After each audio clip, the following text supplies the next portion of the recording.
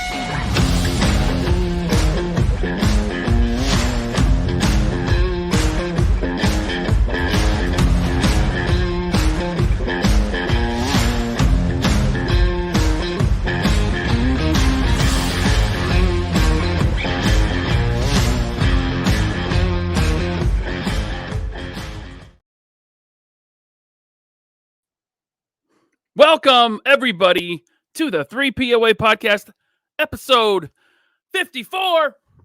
I'm your host, LaserPants, also known as Ryan. I am joined, as always, by my good friend and yours, the man behind Action Force, the CEO of Valaverse, a one, Bobby Valor. What's going on, Bobby? What's up, gang? What's up, dude? Nice shirt. How's everybody doing? I'm doing good. I can feel the energy in the chat right now. Yeah? People are stoked for Aaron. Awesome. Yeah. Aaron is coming. He's just going to be a little late. He'll be here at 6:15 my time. Oh, wait a minute. Let me Did you mess something up? No. Not at all. Yeah, you I did. want to welcome to the show the co-founder of Bat in the Sun Productions, the director and co-star of Legend of the White Dragon, Aaron Schoenke. Aaron, welcome to the show, man. What's going on, everyone? How you doing? Good. What's up, Aaron? I thought you were going to be late. Bobby was telling me, we might be running a little late, but you showed up just on time.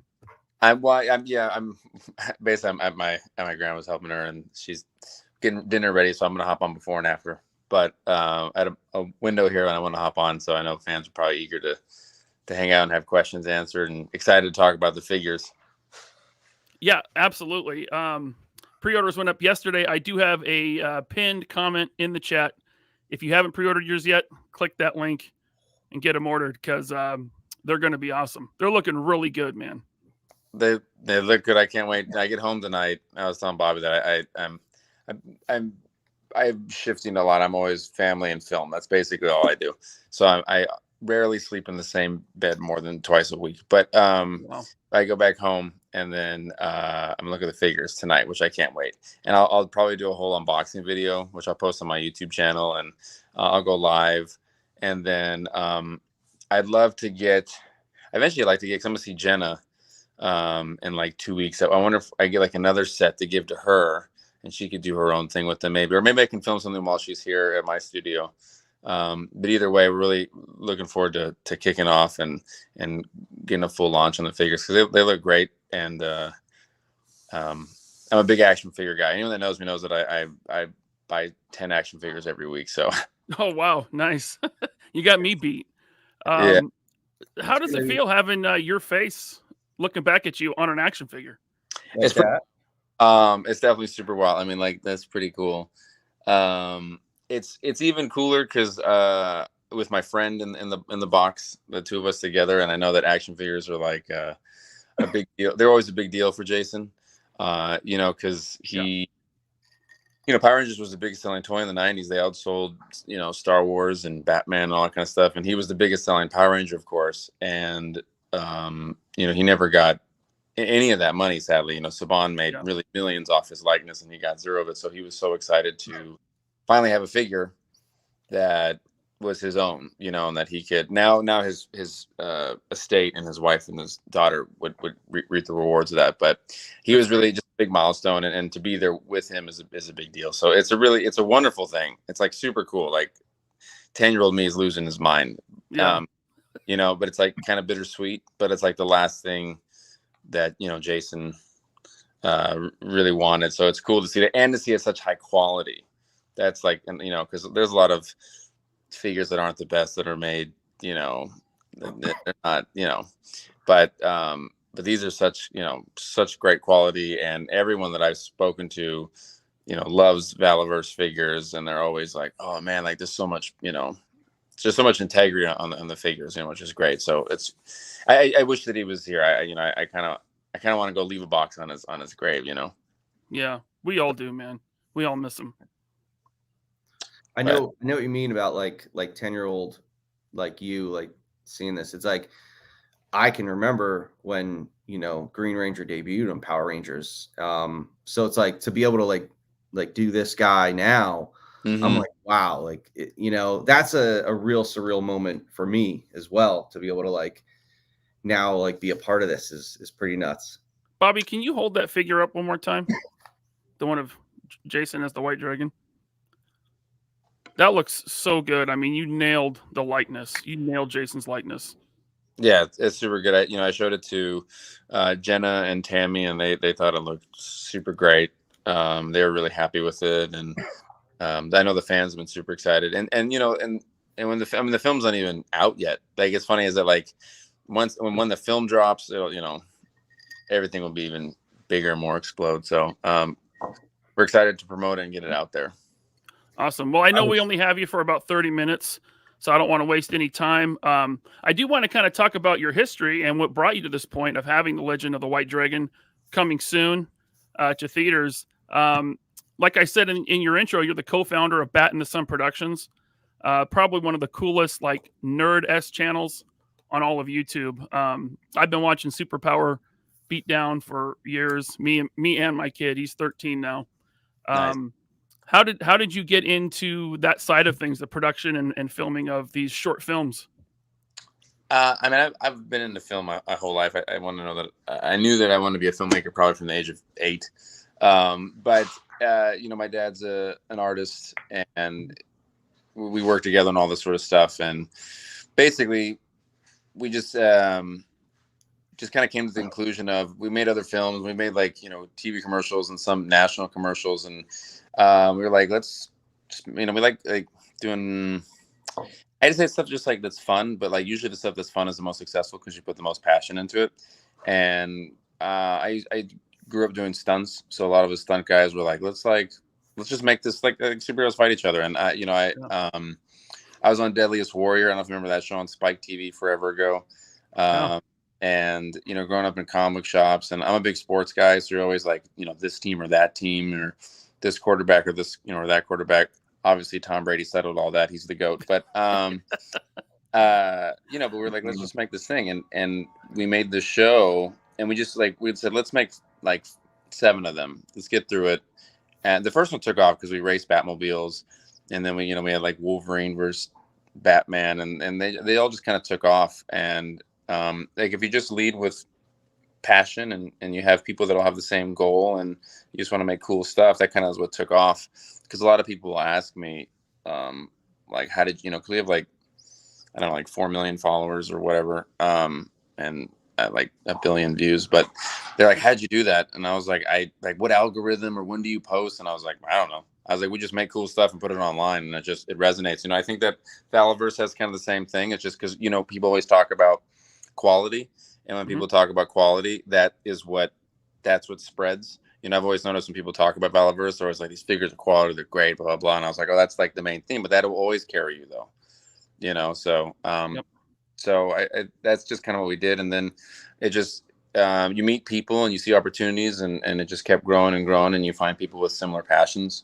And, you know, we worked with, you know, the Valiant Universe. We've worked with Saban and Hasbro on Power Rangers, and we've done our own stuff. And then, you know, me and Jason have been talking about doing an original project. We pitched it to Saban as like a Green Ranger series, and it didn't work out, and it got kind of murky. But then we was like, let's do it ourselves. We're tired of being told what to do, and then that's kind of how we arrived here. Launched it on a Kickstarter. It hit its top goal, and then we've had a private investor come in and beef it up. So that was like in a nutshell, real quick. But yeah, that's pretty much how it was. And Jason was a fan of mine, and I was a fan of his, and we just clicked. He has the same kind of a little bit of rebellious. Don't wait for same thing with like I'm sure with you, Bobby. We're just like, I'm done with this. I'm gonna do my own thing. I'm gonna persevere and push through, which I like that. Because corporate and all that, they're always going to give you their own, ceiling that you can't ever overcome. And I love breaking those ceilings. So it's cool to see, us have our own figure, us be on Sideshow's website, us, do all these things, and that's what Jason was. And Jason was he was an outlier. Yeah. Well, when you take the level of production you guys had from in Superpower Beatdown, the filmed action scenes, right? And then you take characters like Deadpool and pit him against Deathstroke, or Wolverine, pit him against Wonder Woman, Green Ranger, pit him against Ryu. That's a winning combination right there. And yeah, we know fighting really well. I think a lot of movies have really caught up, and there's a lot of great fight scenes in movies. But like sometimes it's like usually like a side thing. Like in a lot of movies, they used to just let the second unit director take over that, and they wouldn't like really focus on it.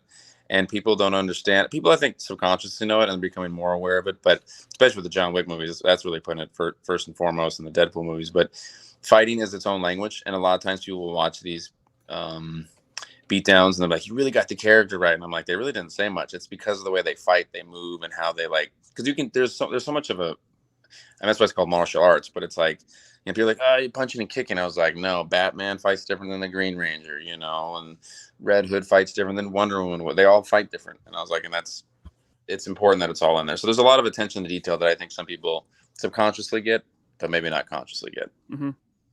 And then the Superpower Beatdown, it seemed to lead to the climax, so to speak, of Dying is Easy, the short Batman film, featuring you as the Joker. And you've been in several Superpower Beatdown videos, but I got to say, when people ask me who my favorite Batman is, I usually say, Michael Keaton or Ben Affleck, but man, Kevin Porter is the perfect casting as Batman. And you guys knocked this one out of the park. Yeah, Kevin's great. I mean, I think he's the best Batman out there without a doubt. Yep. The eyes and the voice and the jaw. He also knows the character really well.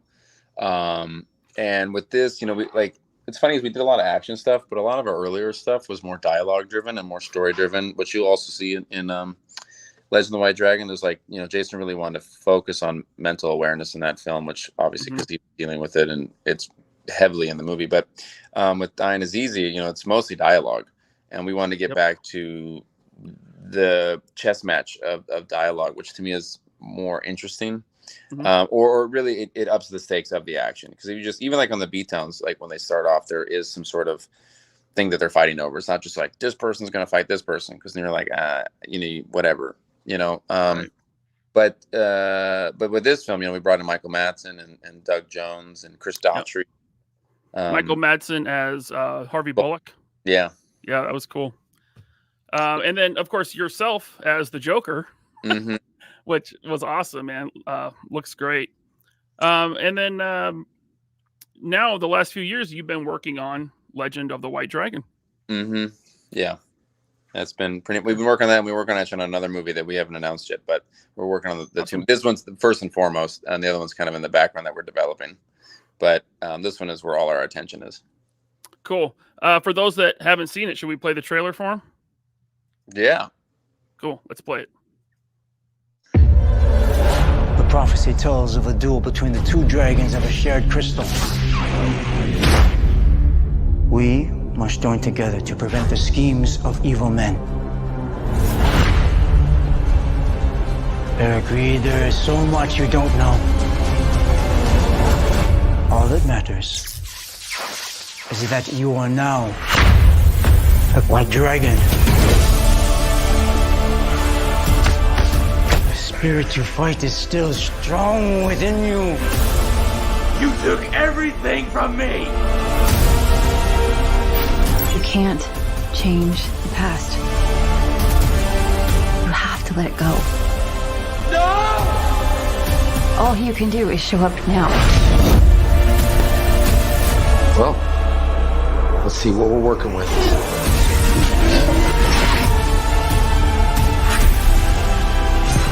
Where is Eric Reed?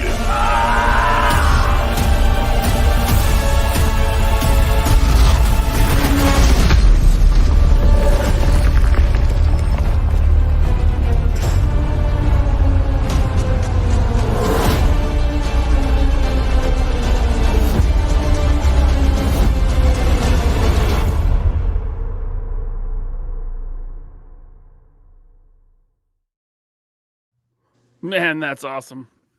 That is so cool. I've watched that probably 100 times. I get chills every time the White Dragon comes in and lands in that superhero landing pose. That's awesome. Cool thing. Yeah. So this is a feature-length film, and you're bringing it to theaters next year. That's the plan, unless because the film's really elevated and it got like a lot bigger, especially since Jason's passing. Now I make sure that it's like just like top tier for like a low budget movie. You know, like I always, people ask, what the quality is, and you got to be realistic about it. I would say, it would be effects wise, better than a CW film. I mean, CW, like Superman and Lois, for example, is like $6 million an episode, and that's like for 40 minutes with already pre-built sets. But our effects will be better, fighting better, acting hopefully better. Not to diss the CW, because there's a lot of great stuff in there, and I have a lot of friends that are on that show. I'm just trying to give people context, because you don't want people to watch and you're like, that wasn't as good as Endgame. You're like, well, that was $400 million. But the film is really elevated to where we go theatrical, or if a streamer wants to come in and take it, and then it would go to streaming. So that's kind of the world we live in nowadays. A lot of movies, you think they're going to go theatrical, and then Netflix or whoever comes in and buys it. And better way to go. Ultimately, I just care about if there is any money to be made, that we get as much money over to Jason's estate, to his daughter and his wife. So that's like my main, whatever deal helps them the best. That's what and for the film to be seen by the most amount of people, obviously, that's absolutely. So cool. So here is a shot of Jason and this is Rachel Brooks Smith and Jason Font. Font. Can you tell us a little bit of the story here with Jason's character Eric? And basically, the film is that Eric Reed, who's Jason Frank, he's the unwilling superhero who becomes the White Dragon, who, because in a lot of movies you deal with all this like destruction. Power Rangers had it all the time, or like you destroy the city and there's like no repercussions. And it's like, to be a superhero, you probably would like live with an insane amount of regret and, just guilt. And basically, he becomes the White Dragon unwillingly, and he doesn't know what he's doing. A battle, lots of people die, and he pretty much goes into hiding. He can't handle with the fact that he wasn't able to save everyone. And his friends, they basically kind of resurrect him. They find him, and they're like, we need you to become the White Dragon again, and we need you to believe in yourself as much as we believe in you. And that's kind of here. They're heading off onto the mission to become the White Dragon again. Cool. Awesome.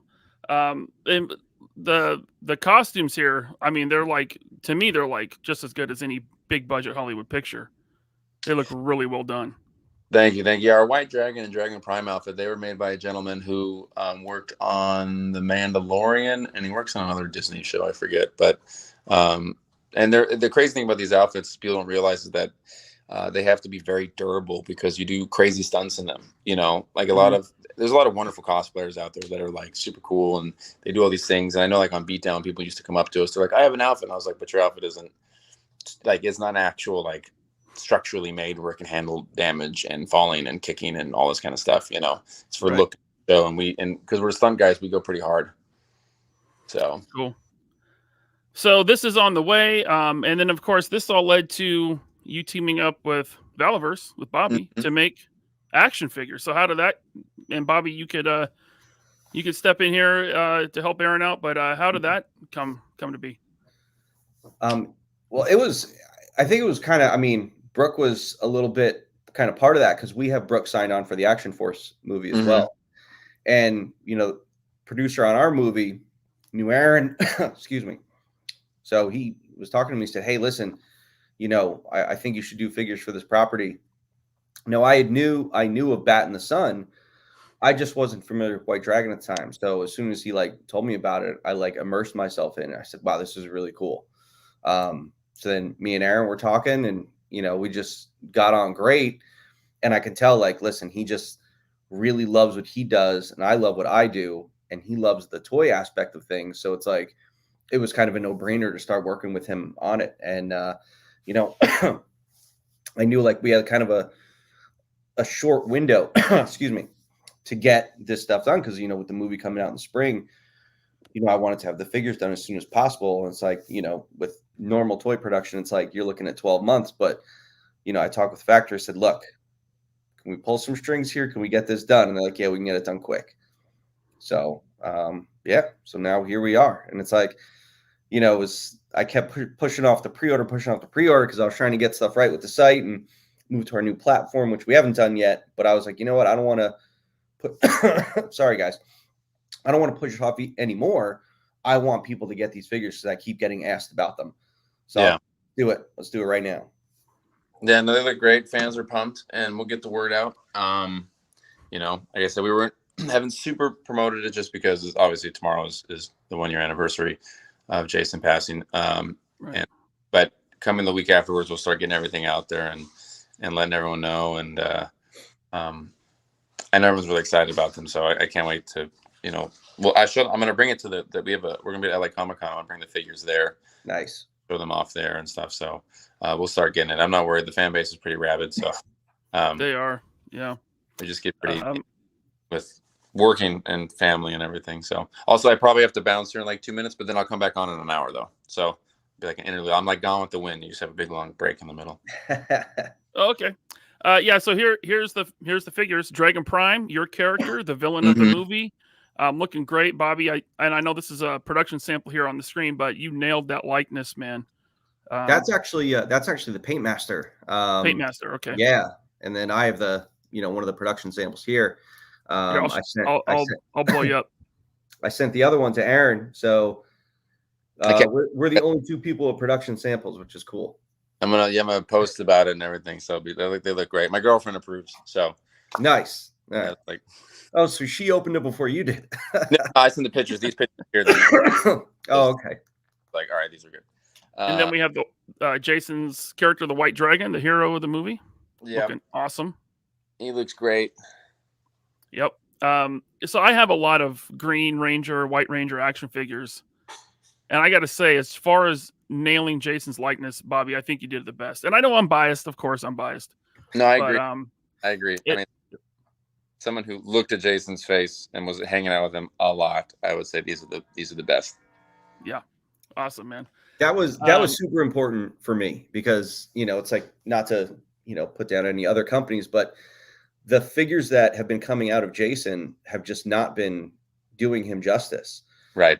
And I was just like, man, this is bad. So I was like, we got to really nail this. And I have great sculptors, and they got him. And then I made sure that, the whole process when you do the faces, you do the Paint Master, you send it to the factory so that they know what it should look like. Then the face deco was applied with an inkjet printing process now. Excuse me. So I have to create that file in Photoshop all layered out so that the factory can do each layer with the inkjet printing. And I was telling Aaron that, normally you go through a few rounds of comments to really dial in the inkjet printing. It's never in all of my toy designing and, production experience since they've been doing inkjet, I've never seen a sample come in perfect the first time. And I got these and I was like, did they really do a bunch of samples? Because these are perfect. I saw them, I was like, this is amazing. So I was blown away at how well they nailed the inkjet printing on the faces. They look good. I can't wait to look at them when I get home tonight. But I'm gonna pause. I'll duck out for like an hour, and then if you guys come back with questions and different things, I'm sorry that my life is always staggered like this. Hey, it's all good, man. I'm saving the questions for you. When you come back, we can answer some questions from the I chat. look forward. Cool. I'll be back in an hour. All right. Thanks, Aaron. Appreciate you guys. Look forward to it. All right. Okay, Bobby. So big gulps, huh? Yeah. Give me 1 second. Sorry, I'm having a kid moment. Uh-oh. The one time because my wife is away, she's running a race in South Carolina. Yep. And because we were having Aaron on, I wanted to do the stream from the office. So I was like, all right, got a babysitter, got the kids all ready, blah, blah, blah. My son is having a little asthma attack and he can't find his rescue inhaler. So, yeah. Well, if you need to go, I mean, I'll keep the show going. I am going to get to some super chats. So just, Bobby, if you got to duck out, just duck out. Yeah, I'm going to run home. I'll be home in a little bit. It's only 10 minutes from my house. And then I will hop back on from my house. Okay. And I'll be good, back man. on the stream. All right. Cool. I'll be back. All right, man. See you in a minute. And here we are. Live streaming. That's what this is. Hey, Just Jeff, thanks for the super chat, man. He says, for excellent hosting. Thank you, Jeff. Always appreciate you, man. Robert's Infinite Realms with the $2 super chat. Thank you, sir. Damage Control and Toxic Crusaders in the house. Indeed. Thank you, Robert. Now get back to doing damage control for the 3 POA. Suka. What's up, Suka? He says, I can't wait for the sequel, Legend of the White Potato. Yeah, I don't know if that one's going to be happening. Thanks, Suka. M. Vargo 97. Thank you for the 3-month member chat, man. Appreciate you. Looking forward to this. Should be a great show. It should be. When we get back to it. Andrew, I got your super chat, man. I'm going to save that for when Aaron comes back.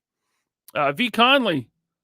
Samantha and I are celebrating our anniversary with Mark II Design Sculpts and the best show with the most astounding group of guys and a prestigious guest. Cheers and RIP to the GOAT. Jason, David, Frank. Yeah, indeed, man. Thank you for that, Mr. Conley. Again, happy anniversary to you and Samantha. Drew G says, I'm excited for the figures and the movie. Me too. Did you guys get your orders in for the figures? Because I do have a pinned comment in the chat. You can click on that and order them up at the Valaverse.com website. Oh, wow. Ammo to go. Thank you, sir, for the 5 gifted 3 POA podcast memberships. Let's see who got them. Eddie Brock, welcome to channel membership. Darth Gutierrez, welcome to channel membership. Joseph Bett, welcome to channel membership. Cerrone Games Go, you are a channel member. And Omega 579, right on, man. Ammo to go, thank you so much, dude. That's very nice of you. Snot Lips, I'm going to save your question for when Aaron comes back. Aaron and Bobby. Joseph says he wants to see him in person. Well, they are due to arrive in April. And yeah, Ace, I'll send you the link. Absolutely. Let me invite. We'll send Ace the link, bring Ace on. Maybe you have a certain prototype that we can take a look at. That would be cool. And if you don't, that's okay too. So let's see here.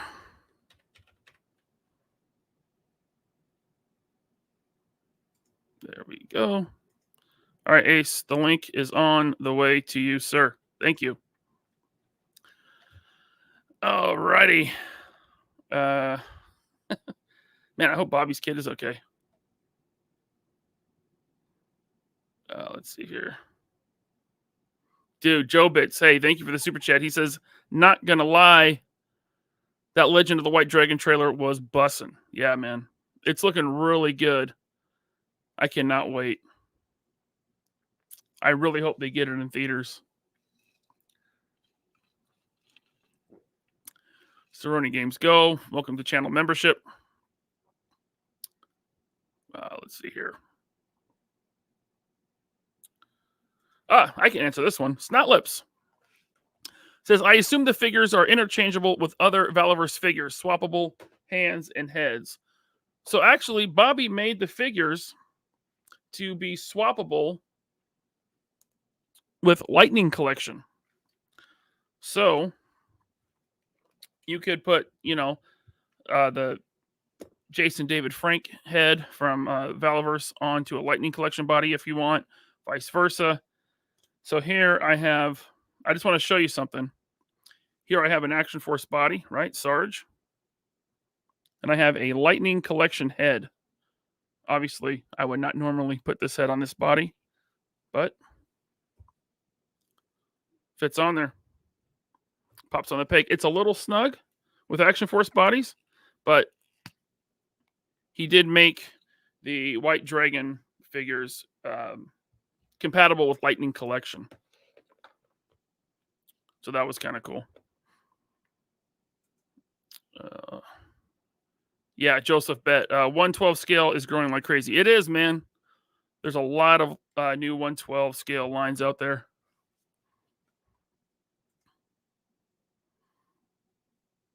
Ace, I sent you the link. Let's see here. Hey, what's up, Not Top Goon? Welcome. Yes, Drew, they will fit Action Force. Absolutely. Otaku says, I thought it was a low-budget movie, but the way that trailer looks, Sheesh looks great. Yeah, man, it's not. I would not call it low budget. It looks good. It looks really good. Yeah. Omar, LaserPants with a Disney head swap, right? Yeah. V Conley says, I use a lot of Lightning Collection heads for my Action Force. That's why I bought this Lightning Collection figure. Like, I don't know anything about him, but was it Time Force or something? But he had an unmasked head, and it was at Ross for $5.99. So I had to pick that one up. Darth Gutierrez, #BeardGang. Stanley's Toy Chest says, LaserPants, did you get anything new this week? I did, man. In from Hella Dope Toys. Check this out. Haven't even taken it out of the bubble wrap yet, but I will now. Shout out to Hella Dope Toys. I wasn't going to go in on Cosmic Legions. And then I saw Jay Hernandez. If you guys don't follow Jay Hernandez, you should. Just Jay Hernandez on YouTube, on Instagram. But he posted pictures of this Cosmic Legion figure, and it looks so good. And so I hit up Hella Dope Toys, and they had them in stock. So I did buy this guy. What's his name? They have weird names. Haval Qatar? Haval Qatar? Book 2, Grave Knight. So this dude looks awesome. Oh, Greg, that's Greg Fenstead says that's Lost Galaxy Green Ranger. Okay. Hey, look who's here. Ace, welcome to the show, man. Welcome. Thank you for, thanks for having me.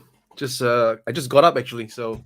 Oh, okay. Yep. Yeah, bright and early over there in China, Yep, huh? It's 9:30 in the morning, Sunday. I'm in the future. You are in the future. Yeah, tomorrow. I actually was watching Back to the Future first and second, just last 2 nights. Yeah, a bit of nostalgia. Love those movies. Those are some of my favorite movies. Oh yeah, definitely. And then also from Hella Dope Toys, I got this guy because he looked cool. So that guy's name isn't Haval Qatar. That's just the name of the wave. I don't know what that guy's name is. Well, this is Aes. Yeah, Aes. This is the guy that I guess has been breaking on people. So he comes with instructions to dunk him in hot water, like at the torso. I guess the torso joint is a little weak or something. So yeah, that's what I got. I went to a toy show today too. And my kid, I thought he was like going to be done with toys, but he has decided he wants one of every character from Toy Story. He loves the Toy Story movie. So you know what he bought? Mr. or Mrs. Potato Head. You gotta have them, man. Yeah. I actually had a Mr. and Mrs. Potato Head back when I was wee little. So yeah. Yeah, I have one now, but it's super creepy. It's back there with my face on it from Mark II Design. Wasn't there like a enlarged version? There was an enlarged version, right? There was, yeah. Yeah. There was a. He's come in many different sizes. Yep. Yeah. Oh, okay. I have someone else that wants to come in. Can we invite one more, Ace? Is that okay? Yeah, with it's you? a 3 POA, so We gotta have 3 then. you gotta have 3, yeah. Okay, let me send the link to this person. I won't say who it is. We'll keep it a surprise. But have you picked up anything lately? Oh, yeah. Lots of stuff. Can I just show more than one? Yeah, absolutely. So I got the Captain Phasma from my fax. Nice and chrome. You can chrome stuff, right? So yeah, I mean I hate that movie, but the character design is not bad. It's the figure. Yeah, absolutely. And I got another chrome thing, Space Sheriff. Okay. Right. Is that what is that from? Is that Super Sentai? Garvan. So Space Sheriff Garvan. I think it's called another. Somebody mentioned this before on another stream that it's called something else in the US. Okay. But I forgot now. So, and of course, I also got his right. So he's a smaller version. That's the awesome. Space Galvan and his right. And I've got. You got to have these, right? It's the SHF Harrison Ford. Oh yeah, that's been showing up for people here.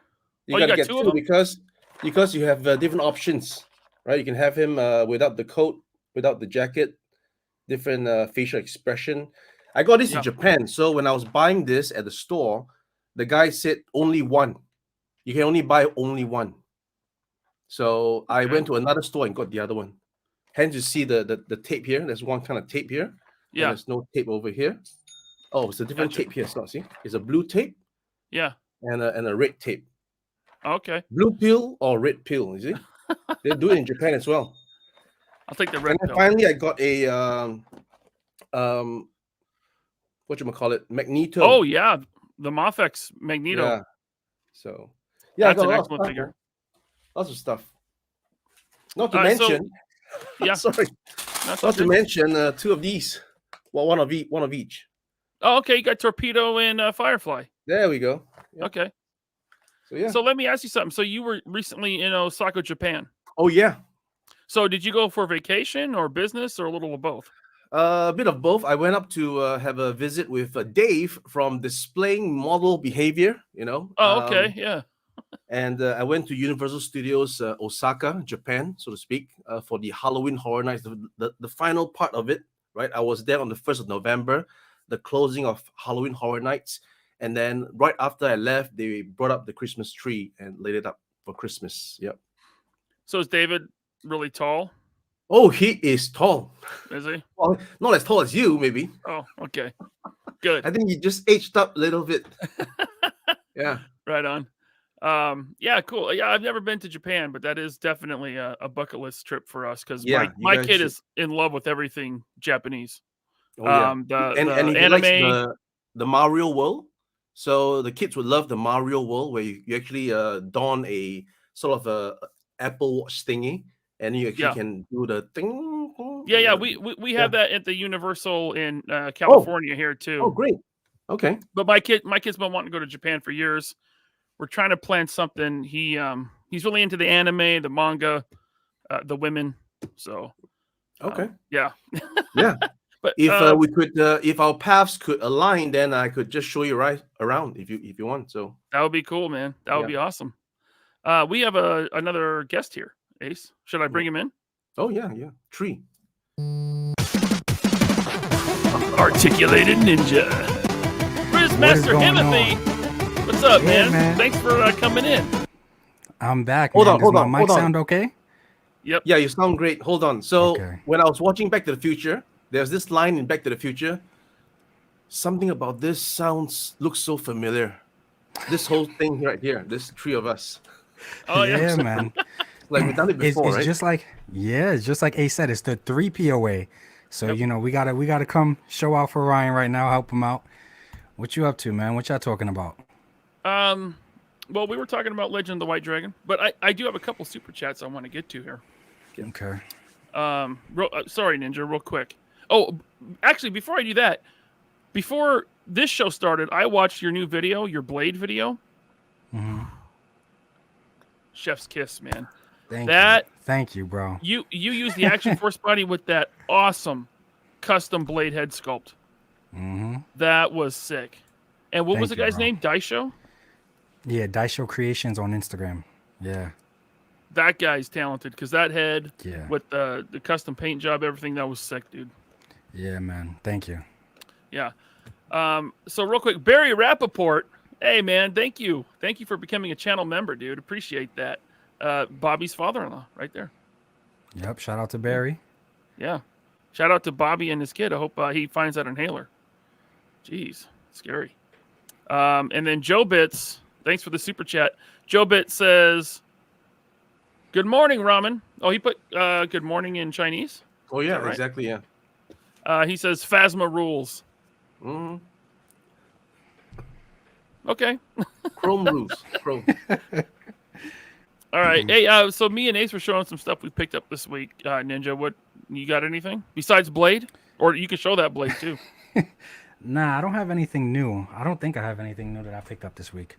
Well, because the Find My Figures ladies have been going to Ollie's like. Oh my quite gosh, often. yeah, man. The finds there have been crazy. I don't know, man. I wonder what's gonna be the next thing. What's gonna be the next thing that's gonna wind up at Ollie's? I think probably a bunch of Lightning collection.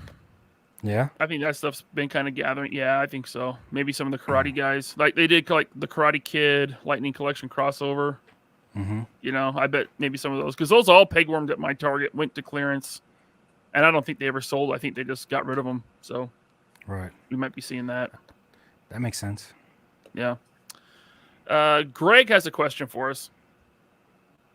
He says, "LaserPants and Ninja, have you seen the sleeveless leather jacket that Rebel 10 Customs has made for that new Blade?" I have. I have not. What is it? It looks good. It looks good, man. I mean, check it out. Any soft goods Rebel 10 Customs does is like amazing. Yeah, I gotta check it out. Yeah. Suka says chases are no showing up at Ross. I think it. Oh, but typo. Sorry. Yeah. So by the way, Suka, I've got your email, and one step at a time. Once we're done with the CAC set, we will look at your duo set. All right. So, Oh yeah, the one that I made a video of for the McFarlane Batmobile. Yeah. Rando Lorian says every current Black Series figure headed to Ollie's. Ooh. He said every. Oh. All of them.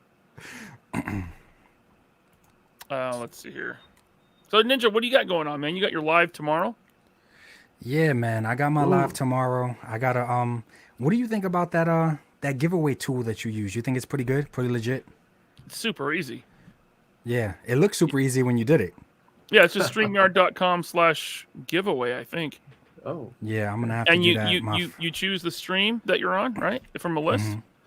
And then you put in what you want the chat to type in. And then you pull a winner. So I do a giveaway right now? I mean, why not? Yeah, let me set this up. That would be Talk pretty about cool. something. Ramen, what you got going on, man? Do you got any any goodies? I got well, besides showing off what I showed off, I got the CAC set going on now. I got the braid car in development. I got the final pre-production of the Ramen Racer coming to you pretty soon. You know, I'm gonna rush it out. And let's see, we got some Dio Ramen that's being tooled. So I wanted to do a live stream actually, but I sort of held it off because I was just too busy. Even this weekend, I was supposed to just update my guys on what's happening, but I was down with a bit of a cold. As you can see, my voice has changed. So the idea is that we're actually going to be tooling.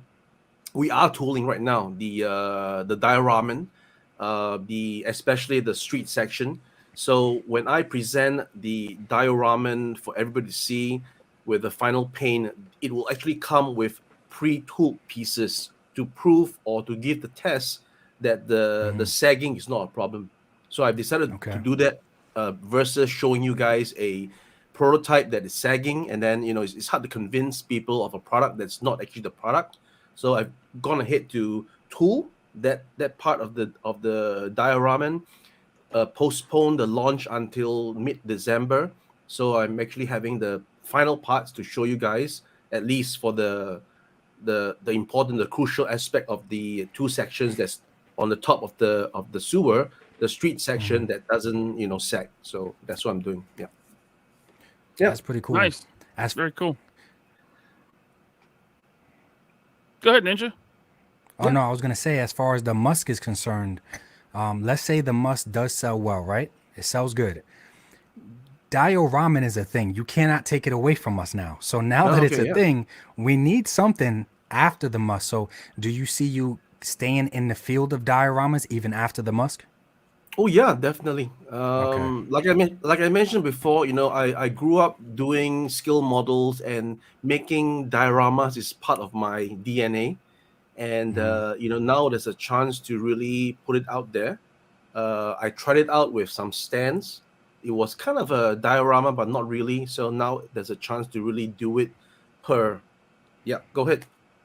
Oh, what? I have a suggestion for the diorama. Okay. Yeah. You ever seen it's a space movie from 1977. It starts out and there's these two robots walking down a white hallway. Oh. And then a guy in a all black suit with a black mask busts in with his white troopers. Oh. Okay. Have you ever seen anything like that? Isn't Star that Wars, already done by Star Wars. Jazz Inc.'s dioramas? Jazz Inc.'s? They did some of these. Yeah, that was for 1/6. Oh, okay. There was a company called GPS or Galactic GTP, Galactic Toy. Okay. Anyway, they put one up for pre-order, took everyone's money, and bounced. Ooh, not good. Yeah, so there is a big market for something like that. But I want to do a giveaway. Okay. So how about a U.S. Agent? Let's do it. Oh. Marvel Legends U.S. Agent. All you got to do is put hashtag U.S. Agent in the chat. Cool. Capital, lowercase, spaces. You got to be Doesn't specific. matter. It's right there. Okay. U.S. Agent. I'll wait for entries to come in. I'm going to give this thing away. This was full Will we price. give away something else? If you want to. We could give away everything else. Let's keep going. Go ahead. A special gull wing on your last giveaway. Yep. Let's see. Let's give away the new gull wing that's coming out in December. Whoa. Yeah. You guys hear the new that? gull wing. Okay, after we pick a winner for the U.S. Agent, we'll pick a winner for the gull wing. Wow. There we go. Okay, so we got 45 entries so far. I'm going to let it go for a minute. We got 287 people watching. So don't put in hashtag gull wing. That's not what we're going to do. We're putting in hashtag U.S. Agent, and only put it in once. It only counts once. Doubles will be eliminated. So we're up to eliminated 67 sounds entries. so harsh. Because I run a tight ship here, Ninja. The word should be ejected. Right. The person with a double entry should be ejected. Ejected. Yeah. From a trebuchet into the sun. Yes. Canadian agent, says Suka. Wow. We got 78 entries. USA gent. US agent. How long should I let this go for? Well, 81. 81 entries. 82. Yeah. Should I put stop in the chat and cut it off? Cut it off. Just ruffle through the cards and then just call stop whenever you want, and we'll stop right there.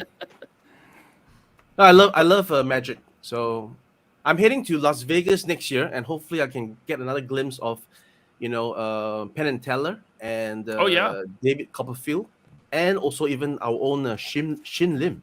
So maybe. Are you going for a convention in Vegas? The Las Vegas Licensing Expo, 21st of May, Very 2024. Cool. Very cool. Yeah. We got 95 entries. How about when we get to 100? We'll draw a winner for U.S. agent. And then I'll tell you how to contact me. So we're at 96. We are at... Ace is literally Mr. International when it comes to conventions. He's everywhere, man. He is Mr. International. I'm going to be heading to the Tokyo Comic Con in the 8th of December. So I'll be there as well. Wow. Yep. Have you been to that one before? No. And guess what? Christopher Lloyd will be there. Oh, Doc Brown. Yeah. You get to meet Doc Brown. That's cool. And also a Doctor Strange. Oh, the man who looks like the bottom of a human foot. Yeah. Yeah. Old Benedict Cumberbatch. Yep. Okay, we're at 99 entries. One more entry. Doubles don't count. They won't count it. This website does not count doubles. So we just need one more. Ninja, did you enter? No, I don't want to be unfair because my level of ninja-ness will tip the scales in my favor. Yeah, the panel members can enter. Yeah. That's one of the downsides. We can never enter. 100 entries. I'm drawing a winner. All right. For the Marvel Legends U.S. agent that was not bought at Ross for $5.99. It was full price because I'm not cheap. Media Clash. Congratulations, Media Clash. Reach out to me, man. Reach out to me on Instagram. My Instagram name is right there below my face. And I will send this U.S. agent to you. And then how about I can go draw again, and we can pick from the people that already entered for the new Gullwing. Yeah. Sounds good. Did you enter? Did you enter LaserPants? Because I could have sworn I saw a 3POA sticker. Me too. I did. Because I was, I want to make sure maybe I could win the U.S. agent and just keep it. Oh my God. And it slowed down. You was literally like 2 before him. That would have been hilarious. Would that be funny or what? It'd be like fixed. Is it rigged? Well, I put U.S. agent in the chat just to show everyone how to spell it. Oh, it was just to show everyone. Sure. Cheating. Sure. It's not cheating. Right. Good. So let's draw a winner for the new ramen toy, Red Gullwing. Here we go. Come on, 3POA podcast. I need it. That's crazy. If it is me, obviously I'll redraw. Larry Menchaca. Congratulations. Wow. You have won Red Gullwing. So how should he reach out to you, Ace? I'm on Facebook. I'm on IG. Or you can just email me, ramentoys@gmail.com. Lots of options. Yep. Okay. Larry, and you got to look for that name, Larry Menchaca. Okay. There we go. Larry. Very cool. All right. Congrats, guys. Let me remove that. All right. So who saw the Marvels? Oh, me. You did? On the first night. When it aired in China, yeah. And what did you think about it? And you see, if you went in as a neutral, you have no idea what the hell this is about, you would have enjoyed yourself, right? But us being the toxic and nitpicking, group, we have our own say, right? So it was definitely kind of disappointing in terms of a Marvel movie that has brought so much great content. I felt that it was a bit of it was kind of confusing at the front when they were doing the body swapping. I was actually having a bit of a headache, watching it. No, I'm serious. No, I hear you. I didn't watch like 2 of the shows that led into it. I didn't watch Miss Marvel or the other one, Secret Wars. Or Secret Invasion. I didn't watch either of those. So I really would have had no clue what was going on. Yeah. And for some reason they had Brie Larson sort of top undressed with revealing her white outfit in a inner outfit for some reason. I'm not sure what that is for. But there was a few scenes of that. And finally, a lot of WTF moments. How would they know that by doing this is going to happen? So Yeah. So Was there any nipples? nope, Oh, okay. not like Seinfeld though. So you can't do that. Oh, I love Seinfeld. Okay, I got a super chat here. JC Fett, man. Hey, thanks for the very nice super chat. He says, what's up, guys? Sorry I'm late. Ace ordered my canopy and guns, in case people didn't know what that meant. The keg set. Can't wait to upgrade. Did my Ollies run today, too. Have a great show. Thank you, JC Fett. Yeah, thanks, Much JC. Appreciate it, man. Thank you. Let's see here. Raziel Van Vale. Thank you for the super chat. Ninja, did you see D Amazing's review of the new Mythic Legion's Valiant Knight figure? The articulation for the new Night Buck is really good. I did. Thank you for the super chat. And his review was so good, and he was so excited throughout the whole review. It was contagious, but it did make me start like a video idea of like, I think we should speak on Mythic Legion stepping up their articulation, because it's been a long time coming, and for so long, to me, the biggest flaw in the Mythic Legion's line was their articulation. And now I guess, especially with third-party companies and stuff that we're seeing on different websites, and they're starting to realize, hey, we have to step our game up, especially in the articulation realm. So that Valiant Knight, it looked like they're slowly getting their articulation better, which is good, man. That's good, because they were like 10 years behind in articulation. Yeah, it's about time. I got a feeling the Savage Crucible line kind of pushed them into adding over $500,000 later. Yeah. Yeah. People want articulation, man. That's what we want. We want to be able to move our figures into really cool dynamic poses. That's what it is. Yep. Right, Ace? Yeah, and if you have too much articulation, people will complain because there's too much cuts. It breaks the shape, See, I really don't. I don't really reach that level personally until you get into like Rebel Tech. Yeah, Rebel Tech is a why bit you gotta too do much that for to me. Amazing Yamaguchi? Oh, yeah. I mean, listen, the figures are phenomenal. They're well made, right? For those that like them, awesome. But there's a little bit too much for me. But that being said, you know what figures don't have too much articulation or too little? What? Valaverse action figures. And look who's back. Oh, there we go. Look at how quickly I got replaced. Ah, It didn't here he take long. goes. So quick. To Okay, so you replace gotta me. you gotta update us. How's the boy? He's fine. He's fine. Okay, It was found the inhaler. minor. I gave him his nebulizer. He went right to bed. Oh yeah, I had one of those when I was a kid. Yeah. Yep. Right on. Yeah. So, Hey, Bobby. what's up, guys? Yeah. What's going on? They both hit This me is the up first in time we've shared a Instagram screen DMs. together. I don't know. Yeah, I think so. Is it? Oh, I think so. Yeah, all four of Oh. us. Yeah. All four of us. okay. Yeah. We did go and grab dinner that night at PowerCon. Except did. Ninja. Except I know. I was falling asleep on the walk there, so I knew I had to go back to the room. I was dead. I was so tired. Yeah, that was a cool place you found, Bobby. That like corner bar restaurant. Ace was able to get a fried bologna sandwich, like he was Elvis Presley. Yeah. Which place was that? Was that the last night or? Look No, at him it trying to was- casually show off his biceps. Look at him trying to casually show off his biceps. Like Shia LaBeouf. Like Shia LaBeouf. It was Friday night, I think. Or It's the Saturday. one that is just next to the Sonesta. We had like a long ass walk to get there. Yeah. PowerCon's a bit of a blur for me. Yeah. Oh, wow. Well, Saturday night we went to Ruth Chris, so it was Yes. Friday night. Friday night. Didn't we go to that weird like burger place, that eclectic looking burger place? Yeah, it was like a bar. Yeah. Yeah. That place was awesome. Yeah, it was cool. Yeah. Oh, hey, Lester San Jose, the Skeptic Tank. Thank you for gifting a channel membership. Looks like Nika Tronis got that one. Right on. Thank you very much, man. Jeremy J says, "Sup, dudes? Ninja, we still got beef, my dude." Oh, Let's do it. Let's do it. Listen. I'm telling you right now, there's one guy you don't want beef with, and that is Ninja.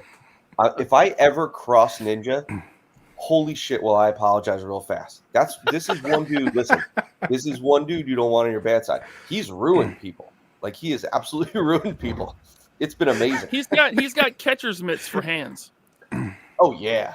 Yeah, man. Don't get caught in the grip. Yeah. But you and Jeremy can compete for who's the tallest. Yeah, that's true. It's all right.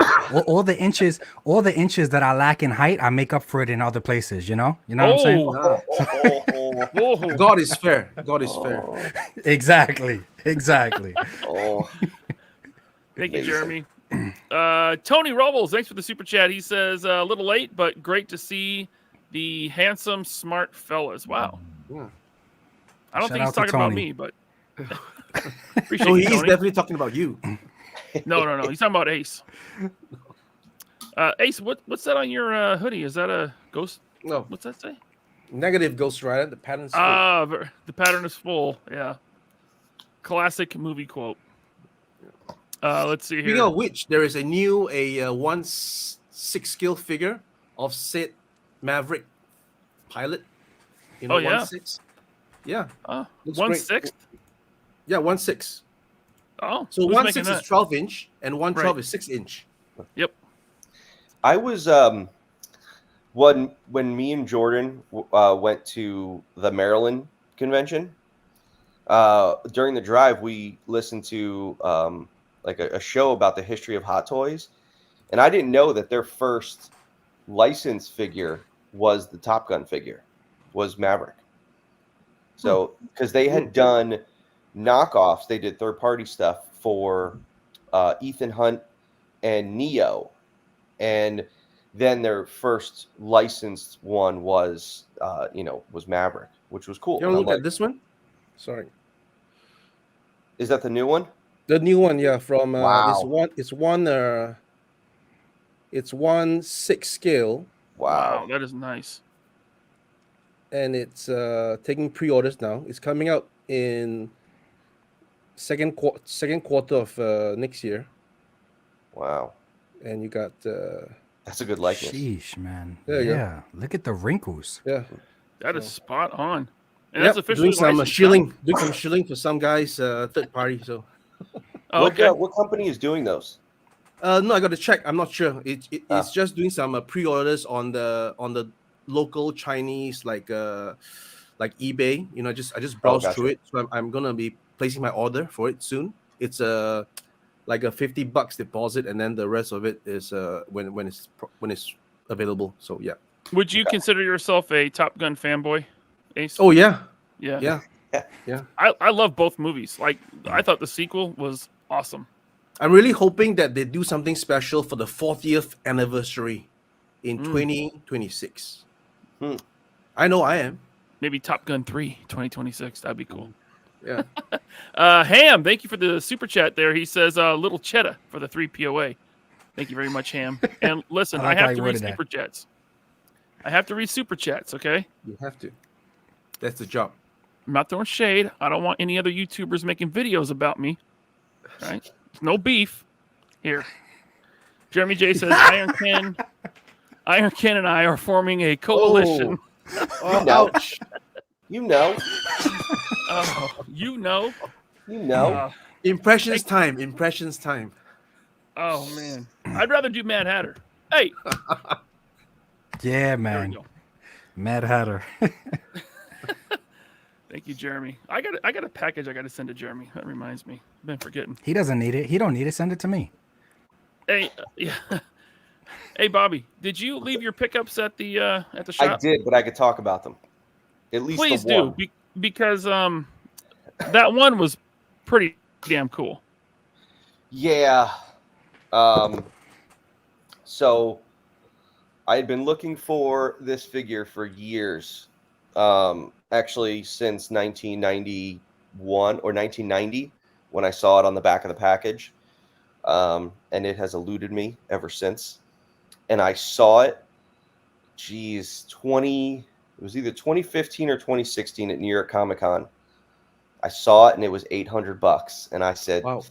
That's too high. I was like, nah, I'm going to pass. And I don't think I'm going to tell you guys what I paid for it because it's almost embarrassing. It's silly, right? But I finally got a mint on card, unpunched Dick Tracy blank figure. Ooh. Yeah. Whew. Yeah. So I might have a picture of it here. I'm trying to find it. Let's see here. Thank you. I want some type of visual for the people. Yeah. And it hurts me because it's like there. Yeah. Oh, so that's my actual one. That's the picture I sent to Ryan. So are you gonna get that encased in some acrylic? Maybe get it graded. I mean, I think I might send it off to get graded.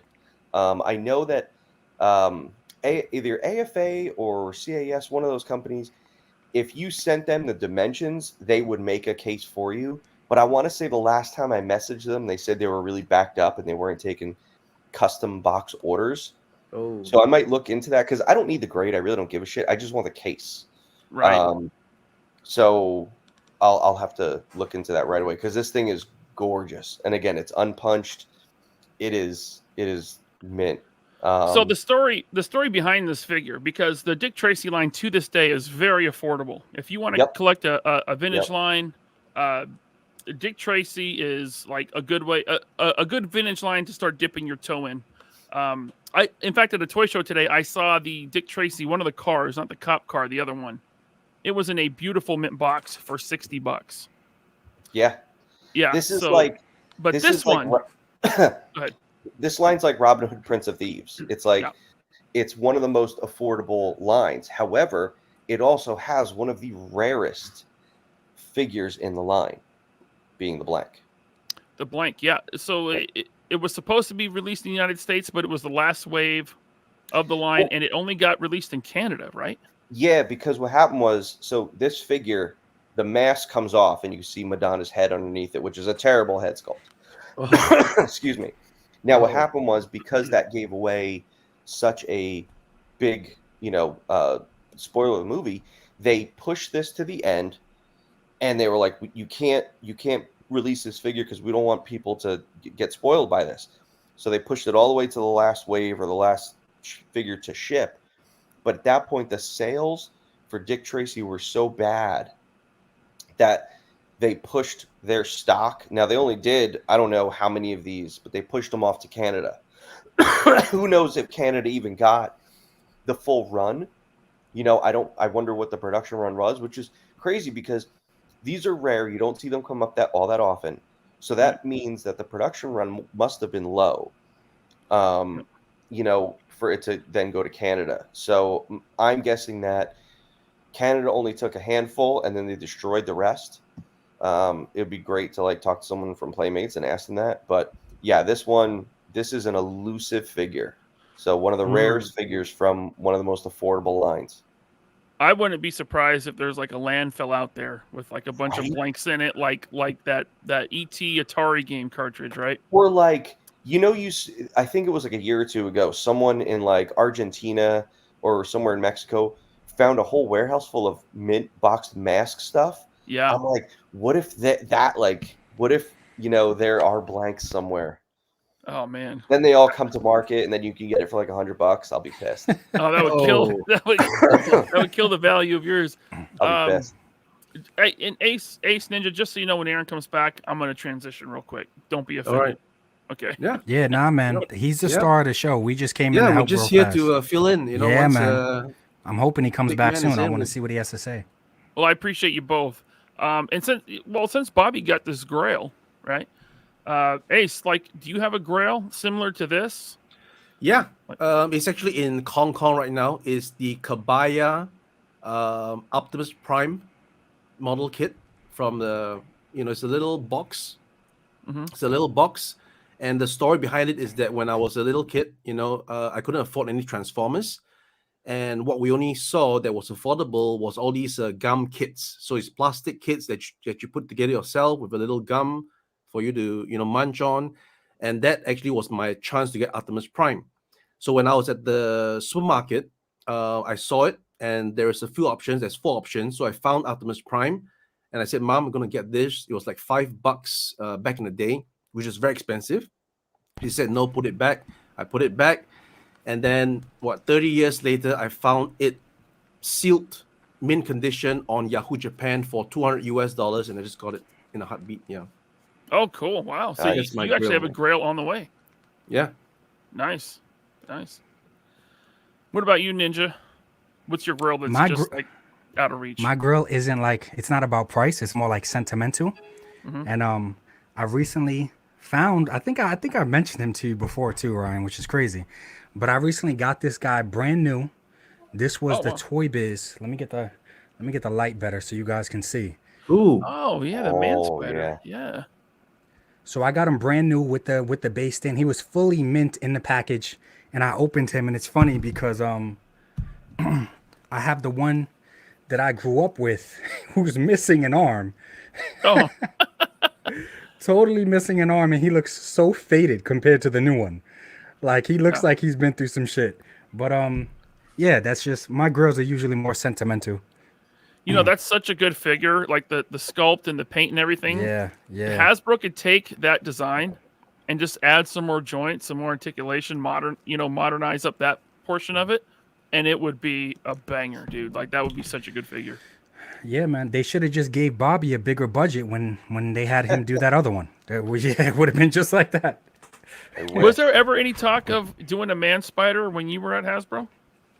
Not that I recall. I'm trying to remember if he was on any of my pitches when I was doing Spider-Man waves. I don't think he was. I wasn't a big fan. You know, for me, it was like, what was more important was like 6-arm Spider-Man. If you're going to do something with multiple arms, it was 6-arm Spider-Man. But yeah, not that I can recall ever talking about that.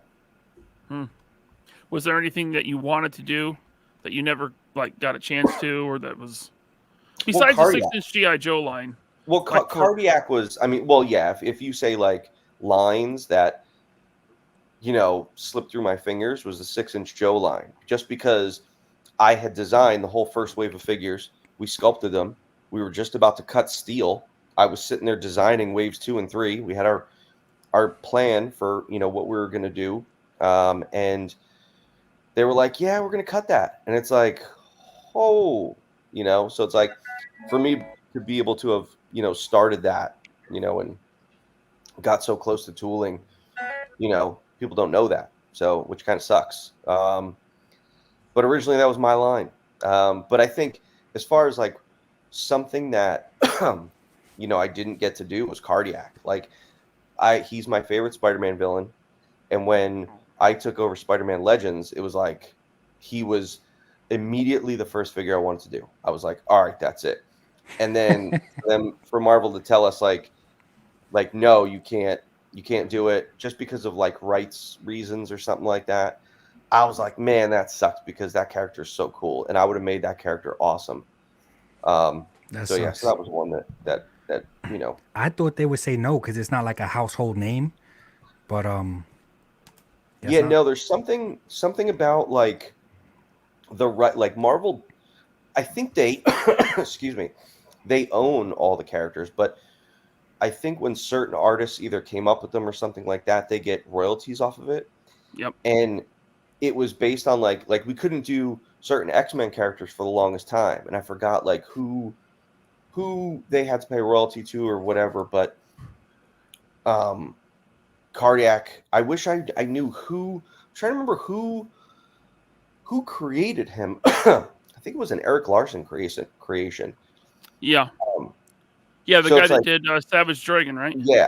So I'm like, maybe it's something with Eric Larson that they can't do it, or they don't want to pay him any royalties. But each year Marvel would let us know which figures, like which characters were now okay to do.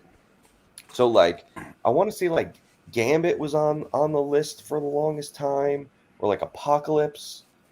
But eventually like they let us know. But like Cardiac was just one that never came up.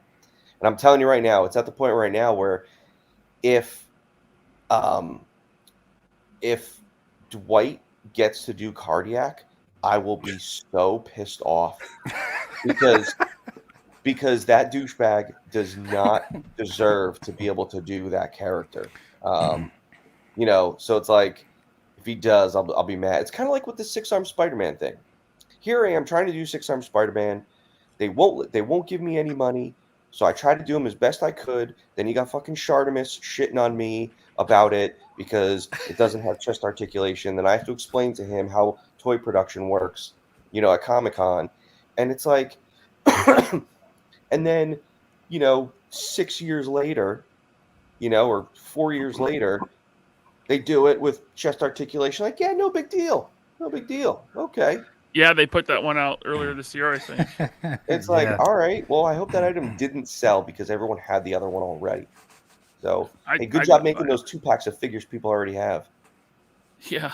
Hal Jordan says we need a carry-on to finish off the Maximum Carnage sheet. Wasn't carry-on one of those that you couldn't do as well? Well, I don't think so. I know that there was a bunch of Maximum Carnage characters. Like, I think Shriek was one that I had pitched to do. Obviously, I got to do Doppelganger because when I did 6-Arm Spider-Man, I pitched it like, hey, I'll do 6-Arm Spider-Man. I can also do Doppelganger in the next wave. And they were like, okay, fine, you could do that. Excuse me. Back then, you had to talk them into giving you money to tool stuff, and you had to sell them on it. Now it's like they just make whatever. Yeah. But yeah, the Maximum Carnage. I mean, man, you could have done a whole wave of Maximum Carnage, and you could have done packaging dedicated to Maximum Carnage. I think one of my Comic-Con items I pitched was a Maximum Carnage, item. But and it was going to look like I think it was Tony's idea. Tony was the hand painter. I think it was Tony's idea to do the box to look like the Super Nintendo game. But it would have been a cool set. But yeah, Maximum Carnage, man, that was the jam. Yeah, it was. We got another Hasbro question from Scott Hughes. Our buddy Scott. He says, Bobby, was your 6-inch Joe's classic Real American Hero characters or new characters? Can you give any insider info? So they were Real American Hero characters. However, I treated my line like Pursuit of Cobra, because Pursuit of Cobra was my all-time favorite series of G.I. Joe, because, they took classic characters and they made them modern. They did such a good job with, making modern versions of these classic characters. Some they went way outside the box with, and then some they kind of stuck to the vein of the Real American Hero figure, but definitely modern, like Sci-Fi, Low or Lifeline. Those characters, Beachhead, those characters they kept the essence of the vintage one, but stepped it up and made them modern. Other figures, there was, Duke with these giant rocket launchers that came off his back. Cool. There was, Skydive was a cool character that I got to work on. Excuse me. So when I was designing mine, it was very Pursuit of Cobra, influenced. I didn't bother just, rehashing the vintage figure for nostalgia purposes. I didn't go ridiculous sci-fi like gold armor like you got in wave 1. I went very realistic military with these characters. Now, you see a lot of that in Action Force, because obviously that was my vision for the classified line, so it was going to be my vision for Action Force. It was like, when I think back and I look at the designs I had for Snake Eyes and Stalker and Cobra Commander. How do you modernize Cobra Commander, to make him look cool? And, it was cool. And it could have been something really, really special, especially because, the vehicles that we had planned and the things we were planning on doing. It's just a bummer. All right. Ace Ninja, thanks for jumping in to help us out, to help me out, man. Appreciate you guys so much. I'm gonna send you guys on your way. Okay. Get out of here. Let's do another show. Let's do another show again together soon. All right. Thanks, Bobby. Bye. See you guys. Thanks, you guys. Thanks, Ryan. Thanks, guys. Bye. All right, and just like that, Bobby, we got Aaron back in the studio with us. Aaron, welcome back. Thank you so much for taking the time to come back, man. What's going on? All right, I'm back. Yeah, you are back. So we got some questions here from the chat. If you want to take some questions, By all means, let's do it. all right. So we got a super chat from Andrew M. Andrew, thank you very much for the super chat. He says, so many questions for Aaron, but I guess I will ask, how comfortable does the Dragon Prime suit feel? Well, I hate wearing costumes, which is kind of ironic, being that my job and having done motion capture and stuff like that. I usually I like wearing just t-shirts and like cargo pants. My girlfriend hates that, but it's really hot, and it's very it's not super restrictive actually, because it was made with stunts in mind. Wearing the helmet, and I only wore the suit just a few times. I have a double because I'm directing and I have to get there and there. And while I'm good at stunts, there are people far more skilled than I am that we brought in. And Jason was in the suit more than I was, obviously. And the biggest problem with the suits is the helmets, because you can't really breathe in them, and you can't really see out of them, and you can't really hear in them, and you have definitely no peripheral vision, and everything's either all red or all yellow. So it's difficult. You watch all these movies where it's Ben Affleck is Batman or whoever these suits, and you're like, they look awesome. I'm like, they are hating themselves right now. They're not, not practical. They're not anything. But they look cool though. And I mean, Spider-Man, out in all the movies is CGI, but our guys are rarely CGI in the film, although there are CGI doubles. It's uncomfortable, and but you do feel cool in it though when you put it on. Like when you first put it on, you're like, I'm cool, and then after an hour, you're like, I hate everything in life, So. Well, I mean, and the helmets are large, right? Were they really heavy? And they weren't heavy per se, but they're big though. I mean, the whole suit is very big.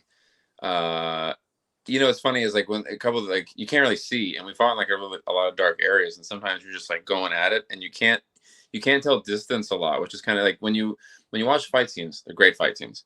But what's more amazing is you're they can't really breathe or see when they're doing this, and what happens? It's like choreography, and if you kind of overstep an inch or two, oh man, because the point of stunts is to get close but not make contact, or you cheated in a way.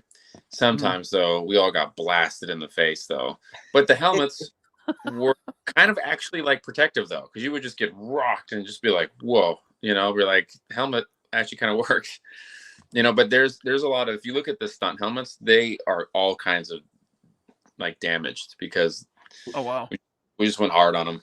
So sometimes a lot more protection than a Nightwing domino mask, huh? Yeah, that's always the dumbest thing in the world. It doesn't hide your identity, it doesn't protect you. I don't know what that I mean, if you're gonna go, it's Clark Kent's glasses, then whatever, that's fine. But yeah, I love Nightwing, but him being I need to show off my jawline, high cheekbones. I was like, you're gonna get shot in the face, bro. That's gonna be day one. Yep, no doubt. All right. Did you get to keep your helmet? Oh yeah. I mean, technically, since the whole production is mine, it's all yours. Yeah. We gave the stunt guys though their stunt helmets though. Jason gave them to them, and they were really honored by that. So they got to keep their own. Because usually stunt guys don't get treated that well, and even right now with the AI negotiations with SAG-AFTRA, SAG really stunts really never get favored or respected. And on my productions, I'm always making sure that stunts is very respected. Keep the outfits, do this sort of stuff. Pay them the rate we pay everyone else, because they're the ones that make everyone look cool. I have a bunch of all our suits on display. Nice. I'm just gonna throw out an idea. I mean, you mentioned having the screen used helmet, but Bobby, man, maybe some 1-to-1 scale props someday, huh? Hey man, I did all the Legends ones. I was thinking about doing it for Action Force, so always do it for White Dragon.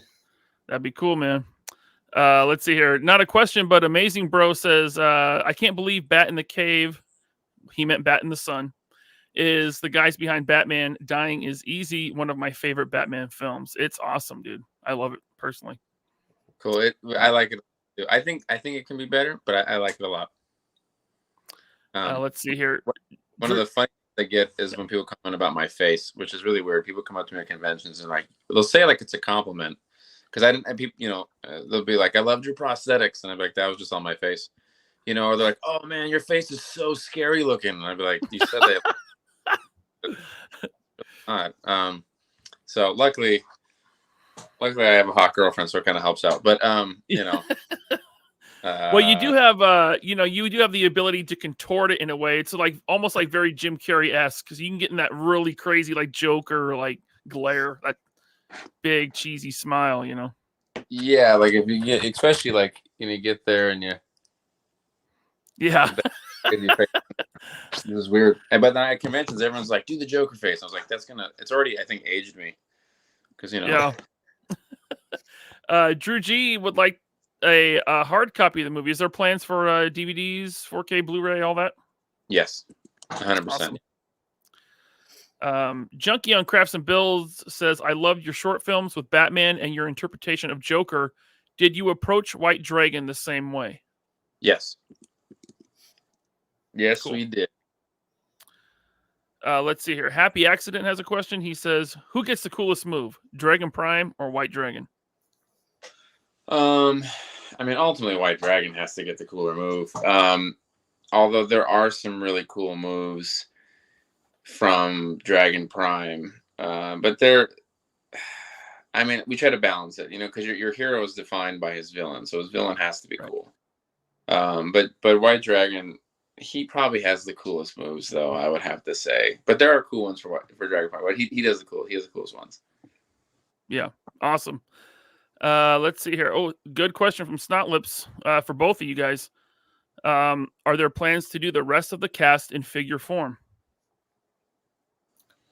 I know I would like to do the rest of the cast. I think from the start we said let's start out with White Dragon and Dragon Prime and see how they do, and I'm confident that they're going to do really, really well, and that will open up the door for us to to do this, because I got a lot of requests for Jason in this outfit. So I would love to do these guys down the road. It's a cool look, man. I'm sure what's funny is that if you end up doing more figures, they would just probably be like Jason's two variants would be like, so you wouldn't even get to the different characters. They'd just be different variants of Jason, because that's what everyone wants. Yeah. Well, I was, it's like after we had, put the figures into production, cut the steel, it's like I saw in the trailer, there's a part where he has 2 of the energy talons, and I'm like, oh man, that looks cool. So, it already kind of got my wheels turning on, what variants we can do, later on. Yeah, I'm just saying, Rachel Brooks Smith as Iris. Wouldn't mind an action figure of this.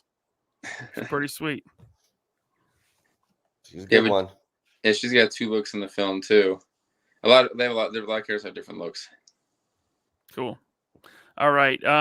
Support the line, guys. Support the line, and that'll help more figures to come to market. All right. Let's see here. We got one from another one from Amazing Bro. Question for Aaron. What's the story like specifically? How is the character interaction between Dragon Prime and the White Dragon, aside from protagonist versus antagonist? Like, what history do they have? Now, obviously, you don't want to give too much away, no spoilers, but is there anything you could expound upon? So, there's always try to make like more of a deeper meaning to a lot of these characters and what they meant, especially when writing this with Jason. There's like in the story, basically, like I said, there's this huge, catastrophic event, a lot of destruction, and Dragon Prime, he loses someone, he loses his wife, collateral damage, and he blames White Dragon, kind of unfairly.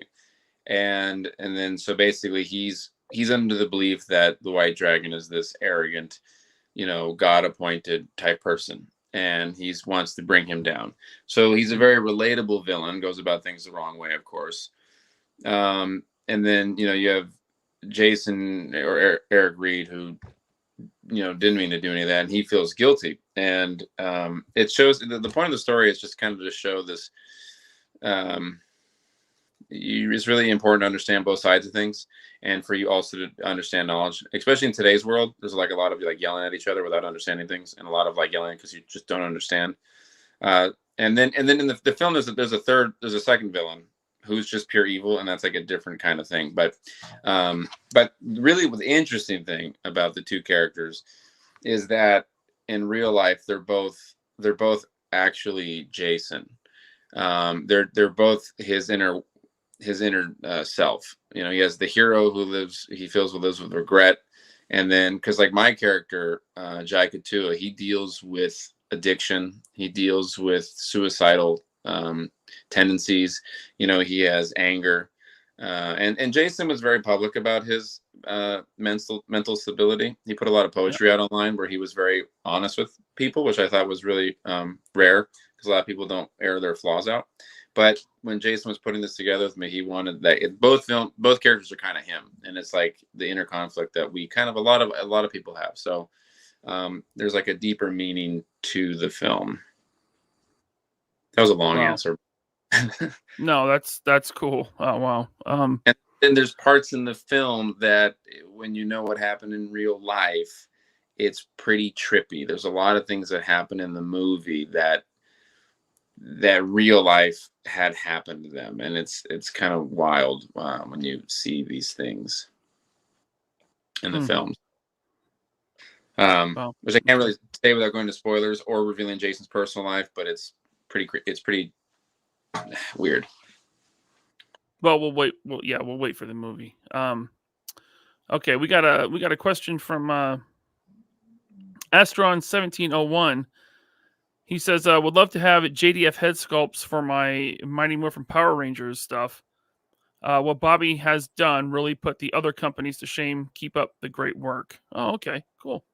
Thank you, Astron. Well, the good thing is, you know, I had to kind of make some executive decisions here because, you know, I do the Action Force line, and I obviously want everything to kind of mirror the Action Force line and the way we do things. But I did recognize that, you know, with White Dragon, there is this big fan base for Jason that is very Power Ranger centric.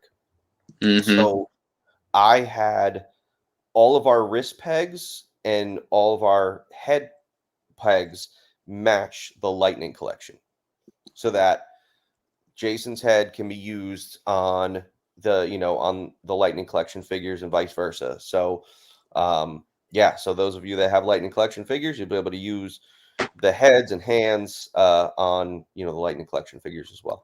And I did show it earlier, but I buy a lot of Lightning collection figures on discount for Action Force. Mm-hmm. That's a Lightning collection head, right? Which is the same size as the dragon, the White Dragon, and it fits.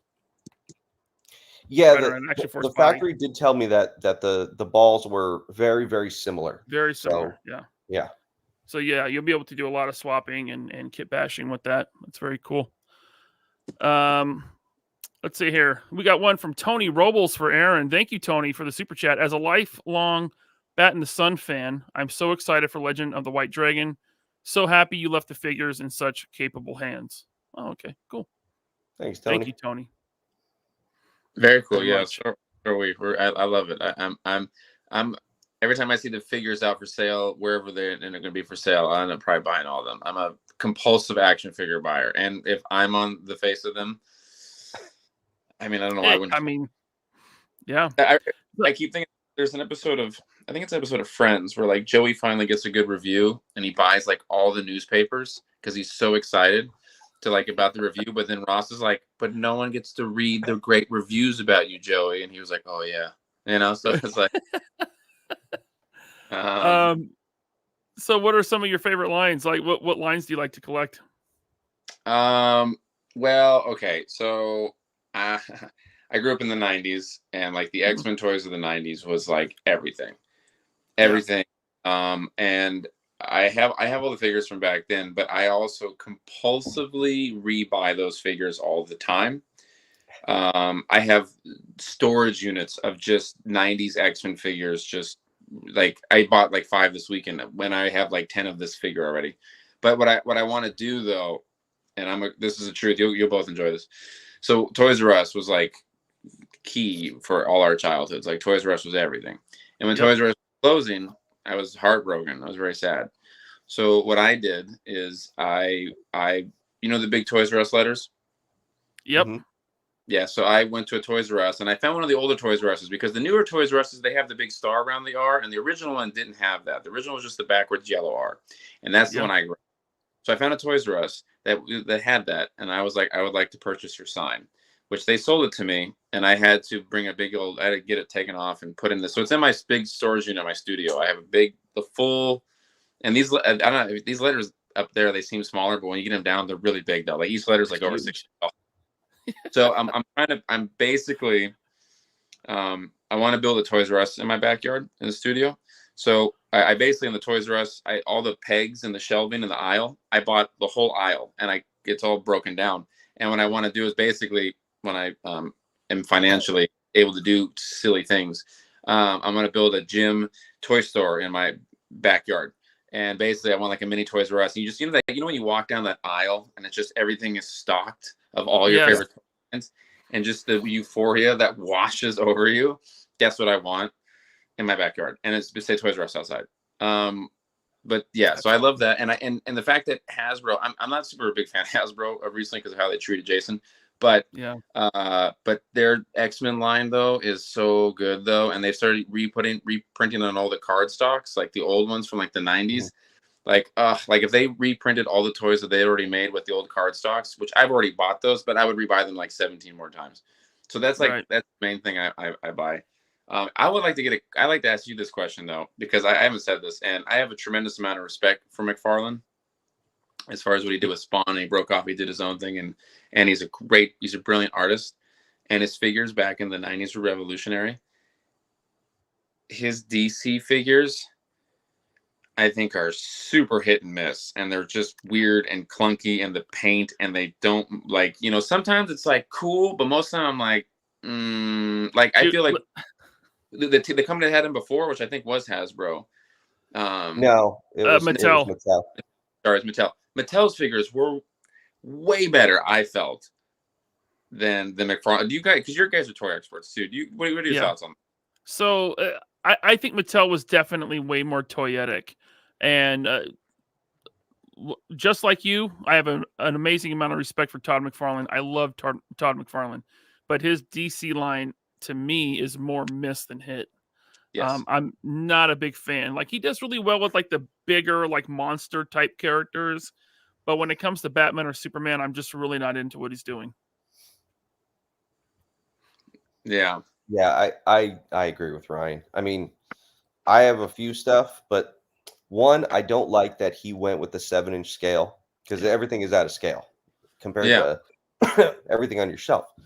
Also, it's like he does weird things with articulation, and like especially the wrists and the ankles. He uses this weird import sort of articulation, and I just don't understand why, if he uses that PVC diaper on the crotch and waist to cover up articulation, why are you going to use that weird ball import joint on the wrists and the ankles? Yeah, when it's so visible and just And I don't get it. I mean, again though, it's like for years I hated Todd McFarlane because of what he did to me when I was a little kid, which is a whole nother story. But I now have a newfound respect for him for what he has done, and I feel like our paths are so similar. And I would love to be able to sit down and like just one-on-one just talk to him just about just everything. I think that would be so cool. So maybe one day I'll get to do that. What you said though, every one of his figures looks like it's wearing a diaper, and I hate it. Yeah, it's weird that they do it because it hinders articulation. Yes. And two, it just looks visibly bad. Like it's not good. Yeah. Very clunky looking. Yeah. Yeah. And it causes the proportions of the whole figure just to be off to me. Yeah. I'll show you guys something here real quick, just because I'm at my grandma's, which I partially grew up here, but so my room here is like, it looked like when I was like 4, but I'm just gonna, this is just my room at my grandma's. Okay. Okay. All right. So this is just like figures, all these figures, Legos, all this stuff here, stacks. That's awesome. And stacks. Oh, wow.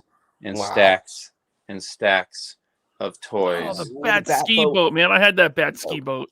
Dude, you got the Like, bat did it- missile in box? That's rare. I know it is. I have two of them. I have two of them in boxes. Oh, Wow. Very cool, man. I love the can I Dark Knight just- collection.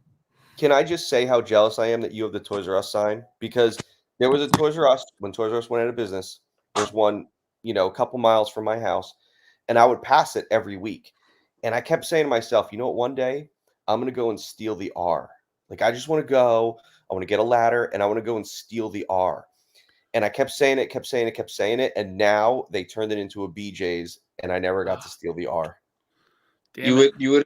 I will say this: you would have had a very hard time stealing the R. You would have definitely had to have a sign person remove it because they were, like I said, they're huge and they're heavy. It was an ordeal. I have pictures. I will. You know what? I'll text them to you because you'll enjoy me like moving these giant letters. Every time people I tell them like, "There's no way you have them." Like, it's a real thing that I did. And I really have these, but they're enormous. Yeah, they looked huge. Like, They're I huge. was like, I didn't know how I was going to get it down. Aaron, you're in Southern California, right? Yeah.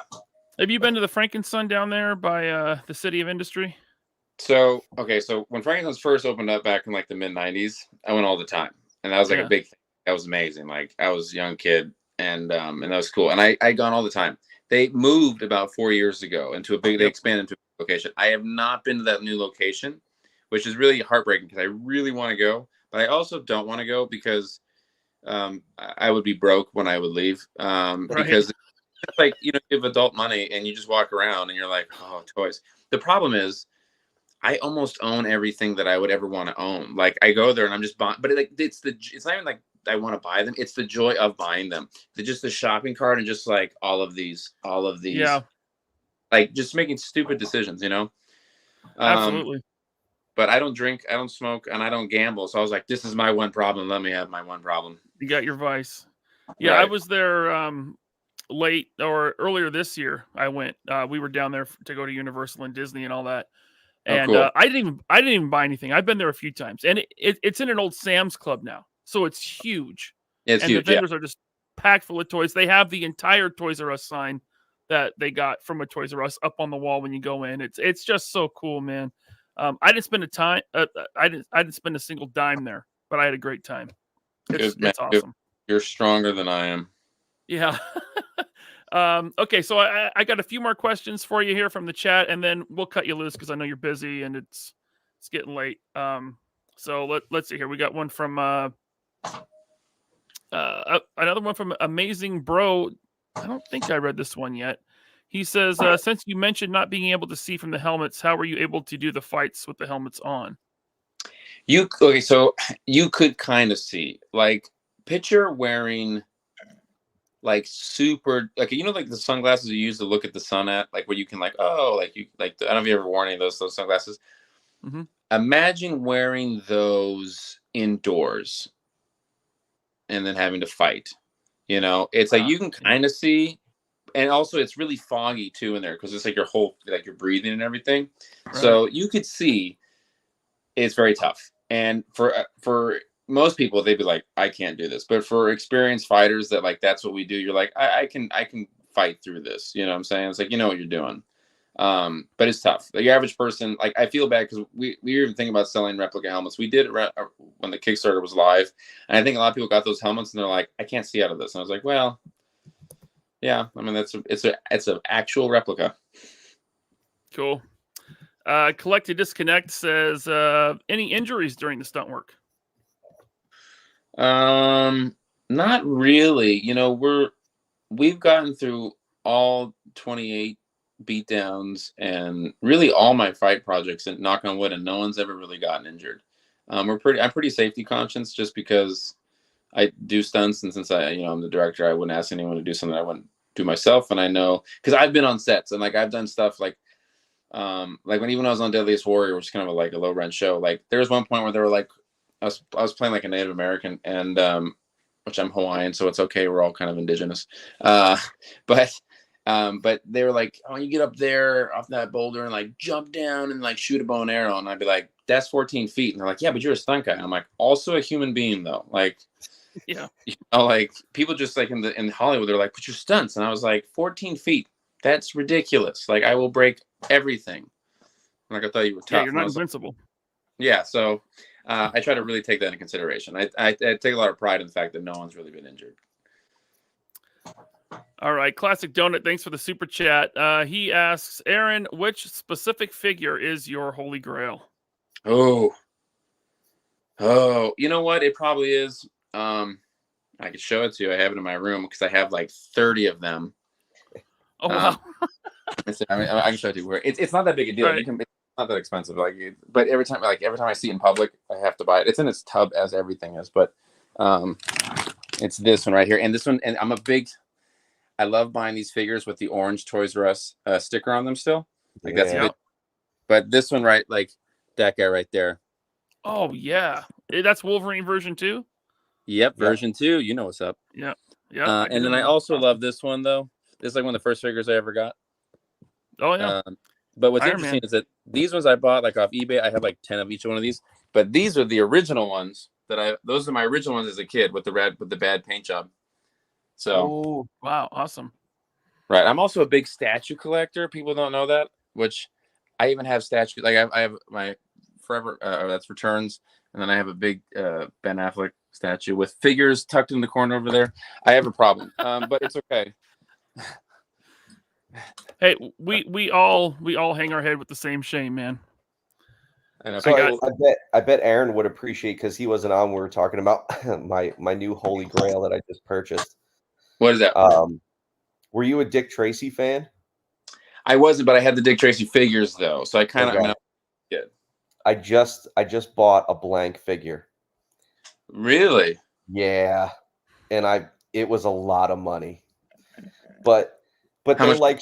they're super hard to get, and one came up on eBay, and I was like, well, that's really high, and then the guy sent me an offer, and I was like, what are these really selling for? And I looked, and I'm like, wow, they've been selling for a lot, and I was just like, you know what, fuck it, I want it, and I just bought it, and it came today. Nice. Well, congrats on that. That's a big one. That's cool. It's cool looking. I thought of another figure that would be a grail that okay, you guys remember Dino Riders? Oh, yeah. Okay, so I have the T-Rex, like the whole thing, but with Krulos and everything, but I've lost all the pieces and everything, of course. But if you want to buy like an in-box T-Rex with like perfectly mint on eBay, those things go for like 25 to 30K. Yeah. They're crazy. And I was like, but you know, you look at it and it's like the T-Rex with weapons. It's just cool. As a kid, I was like, if that was $1,000, I would buy you. But $30,000 is like a new car. And I was like, that's a Tesla. We did the PowerCon convention this summer, and there was a guy that had the T-Rex loose and complete, and I think he wanted like $2,500 for it. I was like, wow, that thing's that high? That's not that bad. That's not that bad. Really? The Grail for me though, of all just collectors, not toys, collectibles, the Grail. And I'm having Keaton, both Returns and 89 suit built like perfectly off the molds, the actual molds. I'm having those made. But the goal, and those are not cheap, but the goal is, though, and I'm already in the process of working on this too, is a full functioning 89 Batmobile. And I'm hoping to have that in the next 2 years. Damn, that's awesome. Didn't they build that on the frame of like a Camaro or something? Yeah. So yes, I like when I went with because people don't anticipate for me to be like a hardcore collector. I was like, I'm a hardcore collector. Yeah. Like I make bad decisions collecting, but yes. Cool. All right, a couple more comment. Go ahead, Bobby.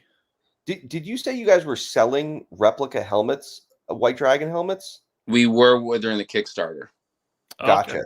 Okay. We did with them. We haven't put them back in production. Fans asked for them, and the people that make our helmets, we can do it. They're expensive. They're like they retail for like $1,000, but they're legit replicas. They're not like the way like Hasbro does, like their lightning helmets, which is smart because they're more affordable. Why they do them that way? Ours are like that's literally how they are. Yeah. I feel like I need one for the office. I can get you wholesale on that one. Oh, okay. Hey, there you go. talk. We'll talk. Let's see here. Ham, thanks for the super chat. He says, shout out to Aaron. Bat in the Sun made mine and my friends' childhoods and continue to inspire us in filmmaking. it's crazy. I find that now because we've been, the oldest beatdown now is 10 or 11 years old. And I give a lot of people come up to me now and they're like, I grew up with your stuff, which is cool. It just makes me feel really old. But it's cool though that we've inspired a lot of people, and I'm glad to have done that. And now that we're moving on to bigger and better things, it's all like just a wonderful progression of art that inspires art and so forth. So that I love comments like that. That definitely makes me feel old. Oh man. I'm curious who's the oldest between all three of us. I don't know. I'm older than Bobby. I'm 42. Okay. I'm 41. Okay. Do you think that I'm older or young? Now I'm scared to have you answer that question. Yeah, I think you're in your 30s. I am my 30s. Thank God. I happened to look at your IMDb earlier today, so. Okay. I cheated. Right. Good. Yeah. Thank you, Ham. The thing is, I've met Ham, and he's an adult, so that's why it makes me feel old. I appreciate it. Yeah, that's all the questions we got for you, Aaron. Perfectly right on time.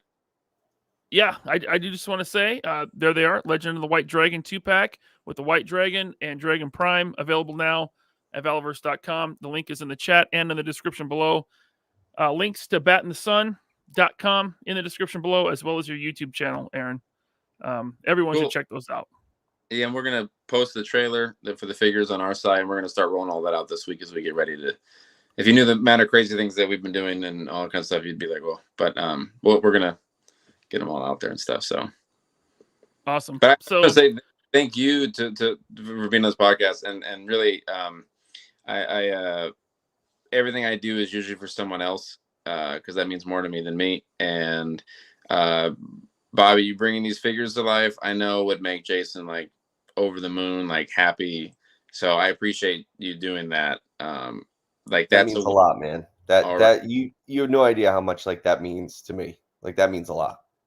I was one of Jason's two best friends. People question like how close were you really? I was like literally like there's very, very close to Jason, very, very close. He'd be one of my 4 groomsmen at my wedding. So he's family, very close. Talk to Jason every day, and he wanted figures and was so excited about figures. And he's like, that's the goal, is to get that figure, and looking at him, and he would have just like. It's wonderful and sad because he would have just been over the moon. He would have been like, it's too bad that he's not here because he literally would not shut up about these figures. Like everywhere he'd make like a necklace out of them, and he'd be like at cons and like he'd be everywhere with these figures, everywhere. So he would have loved them. He genuinely, and that makes me happy. So thank you. No, thank you, man. That's awesome. Aaron, thank you so much. I'm not sure what to say after that, but I do want to say just one last question before I cut you loose. Sure. Superhero Beatdown, is it officially retired or? No, it's not. It's not. We want to next year. We want to do a crowdfunding to bring it back for one last season and then be done with it. Hey, let's do it, man. Hey, when you're ready for the crowdfund, we'll bring you back on and we'll promote the hell out of that thing. We got to make that happen. We do. We want to do 89 Batman versus 90 Shredder with a turtle. Casey. Yes. Bring in the Batmobile. That'd be sick, man. That'd be so cool. All right. Well, Legend of the White Dragon coming 2024, along with the figures that are up for pre-order now at Valaverse.com. Aaron, thank you so much for coming on the show. I'm a huge fan. I don't know if you can tell, but this has been like awesome for me to have you on. So thank you. Oh, cool. Thank you. Anytime. I appreciate it. And thank you guys for everything. Thanks, Aaron. Man. Have a good night. See ya. Bye. That was awesome. Man, what a great guy. Yeah. Just he's super great. cool, He's awesome. down to earth, collector, man. That's our people right there. He is awesome. Yep. Oh man, that was tough hearing him talk about Jason, man. I know. Dude, it's like I'm telling you, like so Jason, before about a year or 6 months before he died, he did a signing at a toy vault store next town over for me, like literally 5 minutes down the road. And I was going to take my son, and I think something came up. We didn't go. And I'm like, I have very few regrets, but like that's one. I'm like, man, we should have went. Like we should have went. That would have been so cool. Because now it's like, I've never met him, never spoke to him. but it's like I'm doing his last figure. Yeah. And I'm just like, you know, when I got that figure like out of the box, it was such a weird, surreal feeling, just because, you know, my flip up head Green Ranger was one of my favorite figures, and now to like do his figure also, it's like when I was telling you guys about the inkjet printing, you have to do a Photoshop file and render the face. Yeah. I was sitting there for like an hour rendering his face, and I've been looking at this guy, you know, reference photos of him and 3D images, and I'm like so immersed in him over the last few months, and it's so weird, you know. And then to now, like, you know, it sucks to not be able to share this with him. Yeah. It's like such an honor for me to do this figure, but at the same time it's like bittersweet because, you know, I'll never know what he thought of it. You know, it sucks. Wow. All right. Super chatters, don't worry. I've got everything saved. We're going to get to it right now. But man, that's cool, man. I cannot wait for these, and I cannot wait to see the movie. Yeah. You know, I think tomorrow me and the boy are going to have to do a little Power Ranger marathon. There you go. Yeah. There you go. All right. Gary Nova, I'm sorry I didn't get to this when Ninja was on. But thank you for the super chat. He says, Ninja, you rock, and you're my favorite YouTuber. I'm sure he's still watching. So, Gary, thank you for that super chat. And guys, thanks for being patient with the super chats. Obviously, there was a lot going on tonight, and I'm just happy that Aaron was able to make time in his schedule to come on 3POA. So, thank you so much. Classic Donut, thanks for this super chat. He says, "Yo, the blank." That's for your holy grail right there. Yeah, it was. Yeah, I mean, I'm still like, should I have bought it? But at the same time, I saw it and I was like, oh, because I'd never like I saw that one at New York Comic Con. It was behind like a glass case. I've never like held one in my hand, so I've never really seen one. It was like the flag, like seeing the flag for the first time. It's like, holy crap. You know, but this figure, because I looked at it on the back of the package my whole childhood, like it was like a unicorn. Now it's like I have one, you know? So it's just like, you know, and when the guy sent me the offer, I knew I was going to buy it. But it was just more of a should I or shouldn't I? And I was just like, you know, but come on, you're the CEO of Valaverse. Treat yourself. I know. But I mean, listen, it's a good thing my wife doesn't listen to the show, although her parents, I believe, are listening to the show. Oh, so yeah. If you guys are still listening to the show, don't ever bring it up because I don't ever want to tell her what I spent on that. Barry became a channel member while you were gone. Oh, did he really? Yeah. So that was cool. Nice. Yeah. The funny thing is, my mother-in-law called me after when I said, "Hey, I gotta leave. My son's having an asthma attack." She called me, you know, so it's kind of funny. They were like, "Yeah, we were listening, so we heard." Yes, Drew. I would love to have Aaron back just to talk toys. That was awesome, man. Yeah. I knew he was a statue collector because he talked about it on the channel before, but I didn't know he was so into action figures. So that was cool. I know. Let's see here. Drew G got to meet JDF twice. One of my biggest regrets is I had the opportunity and I didn't have the time because I had to come do this show. I will forever regret that. You and me both share these regrets of not being able to meet him. Yep. Christopher Bouchard, got to meet him the year they made the Green Ranger versus Ryu in Atlanta, Georgia. That's one of the great superhero beatdowns. Yeah. Let's see here. Billy says, feels like I got something in my eye. You and me both, dude. That was tough. I'm not crying. You're crying. Yeah. Hey, just Jeff. Right. At Joe Fest, that was pathetic. Yeah. That was three blubbering men hugging. Jesus. Just Jeff's. Thanks for the super chat, Jeff. He says, asking for a friend. Are we going to get a white painted, green haired, purple tat geared bar guy for the Garrison? The laughing man. That's funny. I don't want to get sued. Yeah, probably not. Thanks, Jeff. Let's see here. Suka says, Bobby, you got the scoop on the Resolute flag that never happened? So that thing was like, they did a bunch of concept shit. Now, I don't know how close it was to actually being made, but it's like when you're at Hasbro, excuse me, guys, the R&D budget, it's like, it's so high that they're just like, just make models of stuff, like just come up with stuff. So we're always just coming up with just outrageous models and ideas and things like that. So I was surprised. Well, I wasn't surprised that they would have went down that route, because when they did Resolute, that was at the height of 25th anniversary, and G.I. Joe was selling so well. Then Rise of Cobra happened and immediately plummeted the line. So you saw after Rise of Cobra, 25th started watering down, and then Pursuit of Cobra came out. But Pursuit of Cobra they didn't like hit the shelves in like hordes. It was like that line was kind of hard to get, and it was because retail was soured on Rise of Cobra, so it caused a trickle down effect for everything that came after it. So they were never going to get to that flag, just because they did the vehicle playset for Rise of Cobra, and that thing shit the bed hard. That thing was on clearance at Toys R Us forever. Yeah, I mean, I never saw the model. I never asked about it, but my 2 cents is that it probably wasn't close to happening. It was just them just exploring something, and never made it anywhere, like a lot of things we did there. Yeah. All right. Collect to Disconnect. Thank you for the super chat. He says, Ayo, Bobby, what did Uncle Todd do to you as a kid?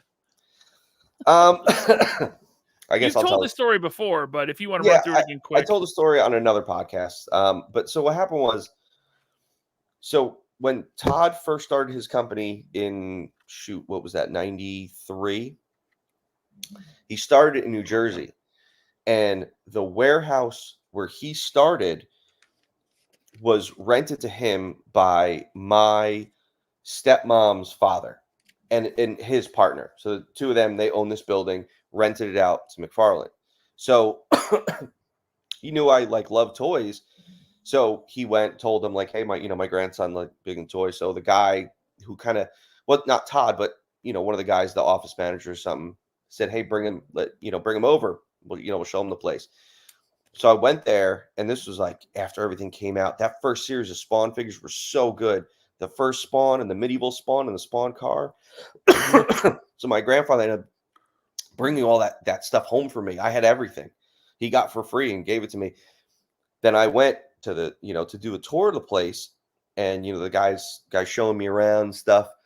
And I had I think it was like a folder, like a manila folder, like a manila envelope, with just some drawings. I'm trying to remember how old I was then. I think I was 11. Yeah, because I was born in 82. So yeah, I was 11. I sucked, but I drew all the time, drew Batman and stuff like that. So he's showing me around, and all of a sudden Todd's there. I see him down the hallway. And he's like, oh, Todd's there. I'll introduce you to him.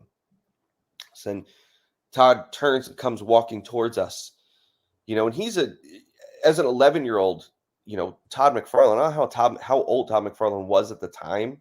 Maybe he was relatively young when he he would have been late 20s probably.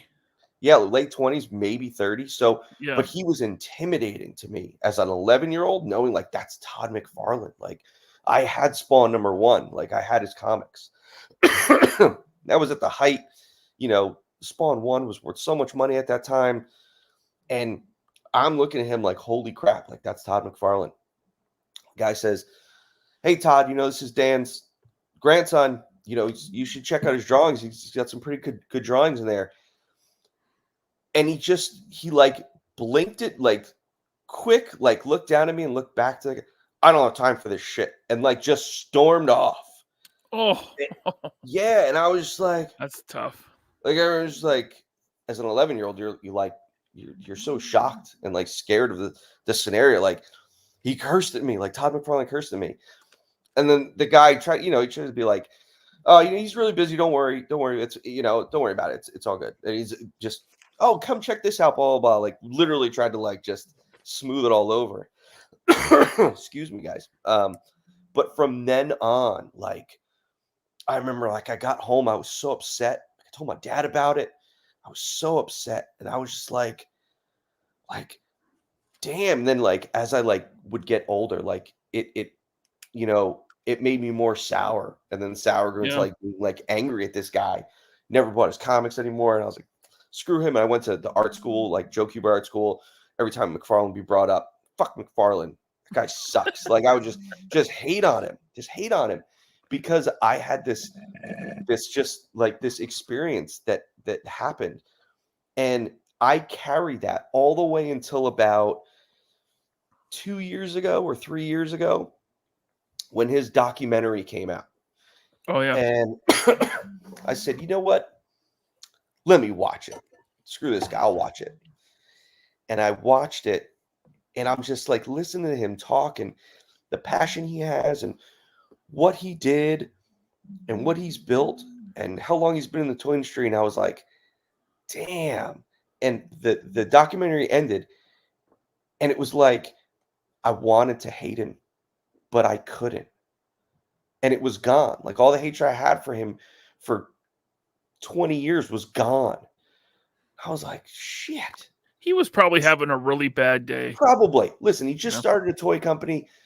I know what it's like dealing with China in toy production. Yeah. So, again, he's probably having a really bad day. Shouldn't have cursed an 11-year-old. But that's why, like, to this day, I'm just like, man, our paths are so similar. It's like, don't get me wrong. He broke into comics and he was successful. I tried to get into comic books and I failed at that. But it's like, got into toys and the passion I have for toys. And it's like, he voluntarily left Marvel and to start his own thing. It's like, yes, I got laid off from Hasbro, but then started my own thing and built something way more successful that I couldn't have ever been at Hasbro. So it's like, I really feel like if we sat down and we had like a one-on-one, I'm not saying it has to be filmed or anything like that. A one-on-one, I bet he and I will have such an amazing conversation. So as long as you get your COVID under control. Huh? As long as you get your COVID under control. No, so, well, it actually kind of has to do with COVID because ever since I had COVID, when COVID first came out. Yeah.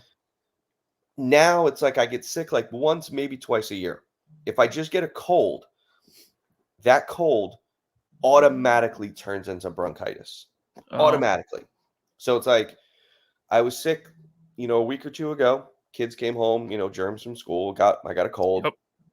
But it's like now I just have that dry, burning, just bronchitis cough. And it's like, yeah, I could just let it go and it'll go away, or just go to the doctor, get a steroid or something. So it's just annoying.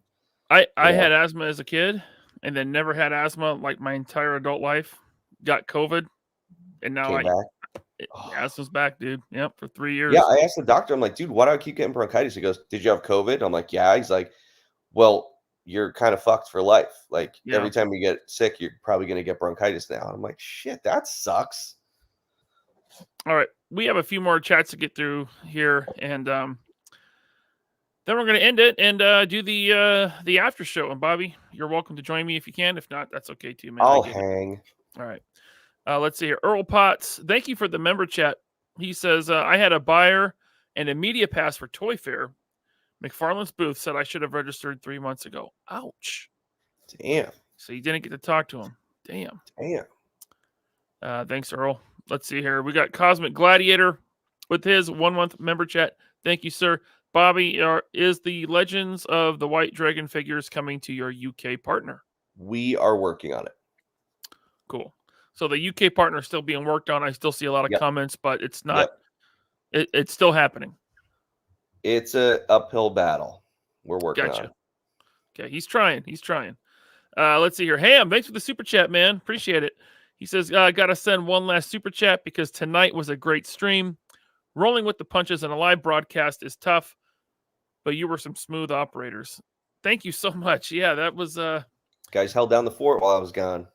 Yeah, when Aaron had to go and then you had to go, and yeah, we made it work. And Scott has a great question, but I say we save this for the after show. Okay. What is the rarest major company release action figure made? Blank, Superpower, Cyborg, Vinyl Cape, Jawa, etc. Let's talk I about have all that. of them, so I could tell you. Well, let's talk about it on the after show. Yep. It is member exclusive. If you're not a member, you want to be one, click the join button below. If you're on an iPhone or an iPad, you have to go to a web browser to do it. You can't do it from the YouTube app on iPhone. But thank you so much. We got one more member chat here from Nostalgia Nut. What's up, Nostalgia Nut? He says, hope your Legend line sells well. Legend of the White Dragon. Would love to see more figures in the line. Me too. You guys got to have Aaron back. He's a great guest. I'd love to. I'd 100%. love to have Aaron back. Yeah. Cool. Thank you, Nostalgia Nut. And thank you, everyone, for tuning in. Bobby, get a cough drop. Yeah, I'm going to grab one for the live show. All right. Or the after show. Okay, cool. Channel members, like I said, stay tuned. Wait about 10-15 minutes, and we'll start the after show. And we'll see you in a couple weeks. Later. See you.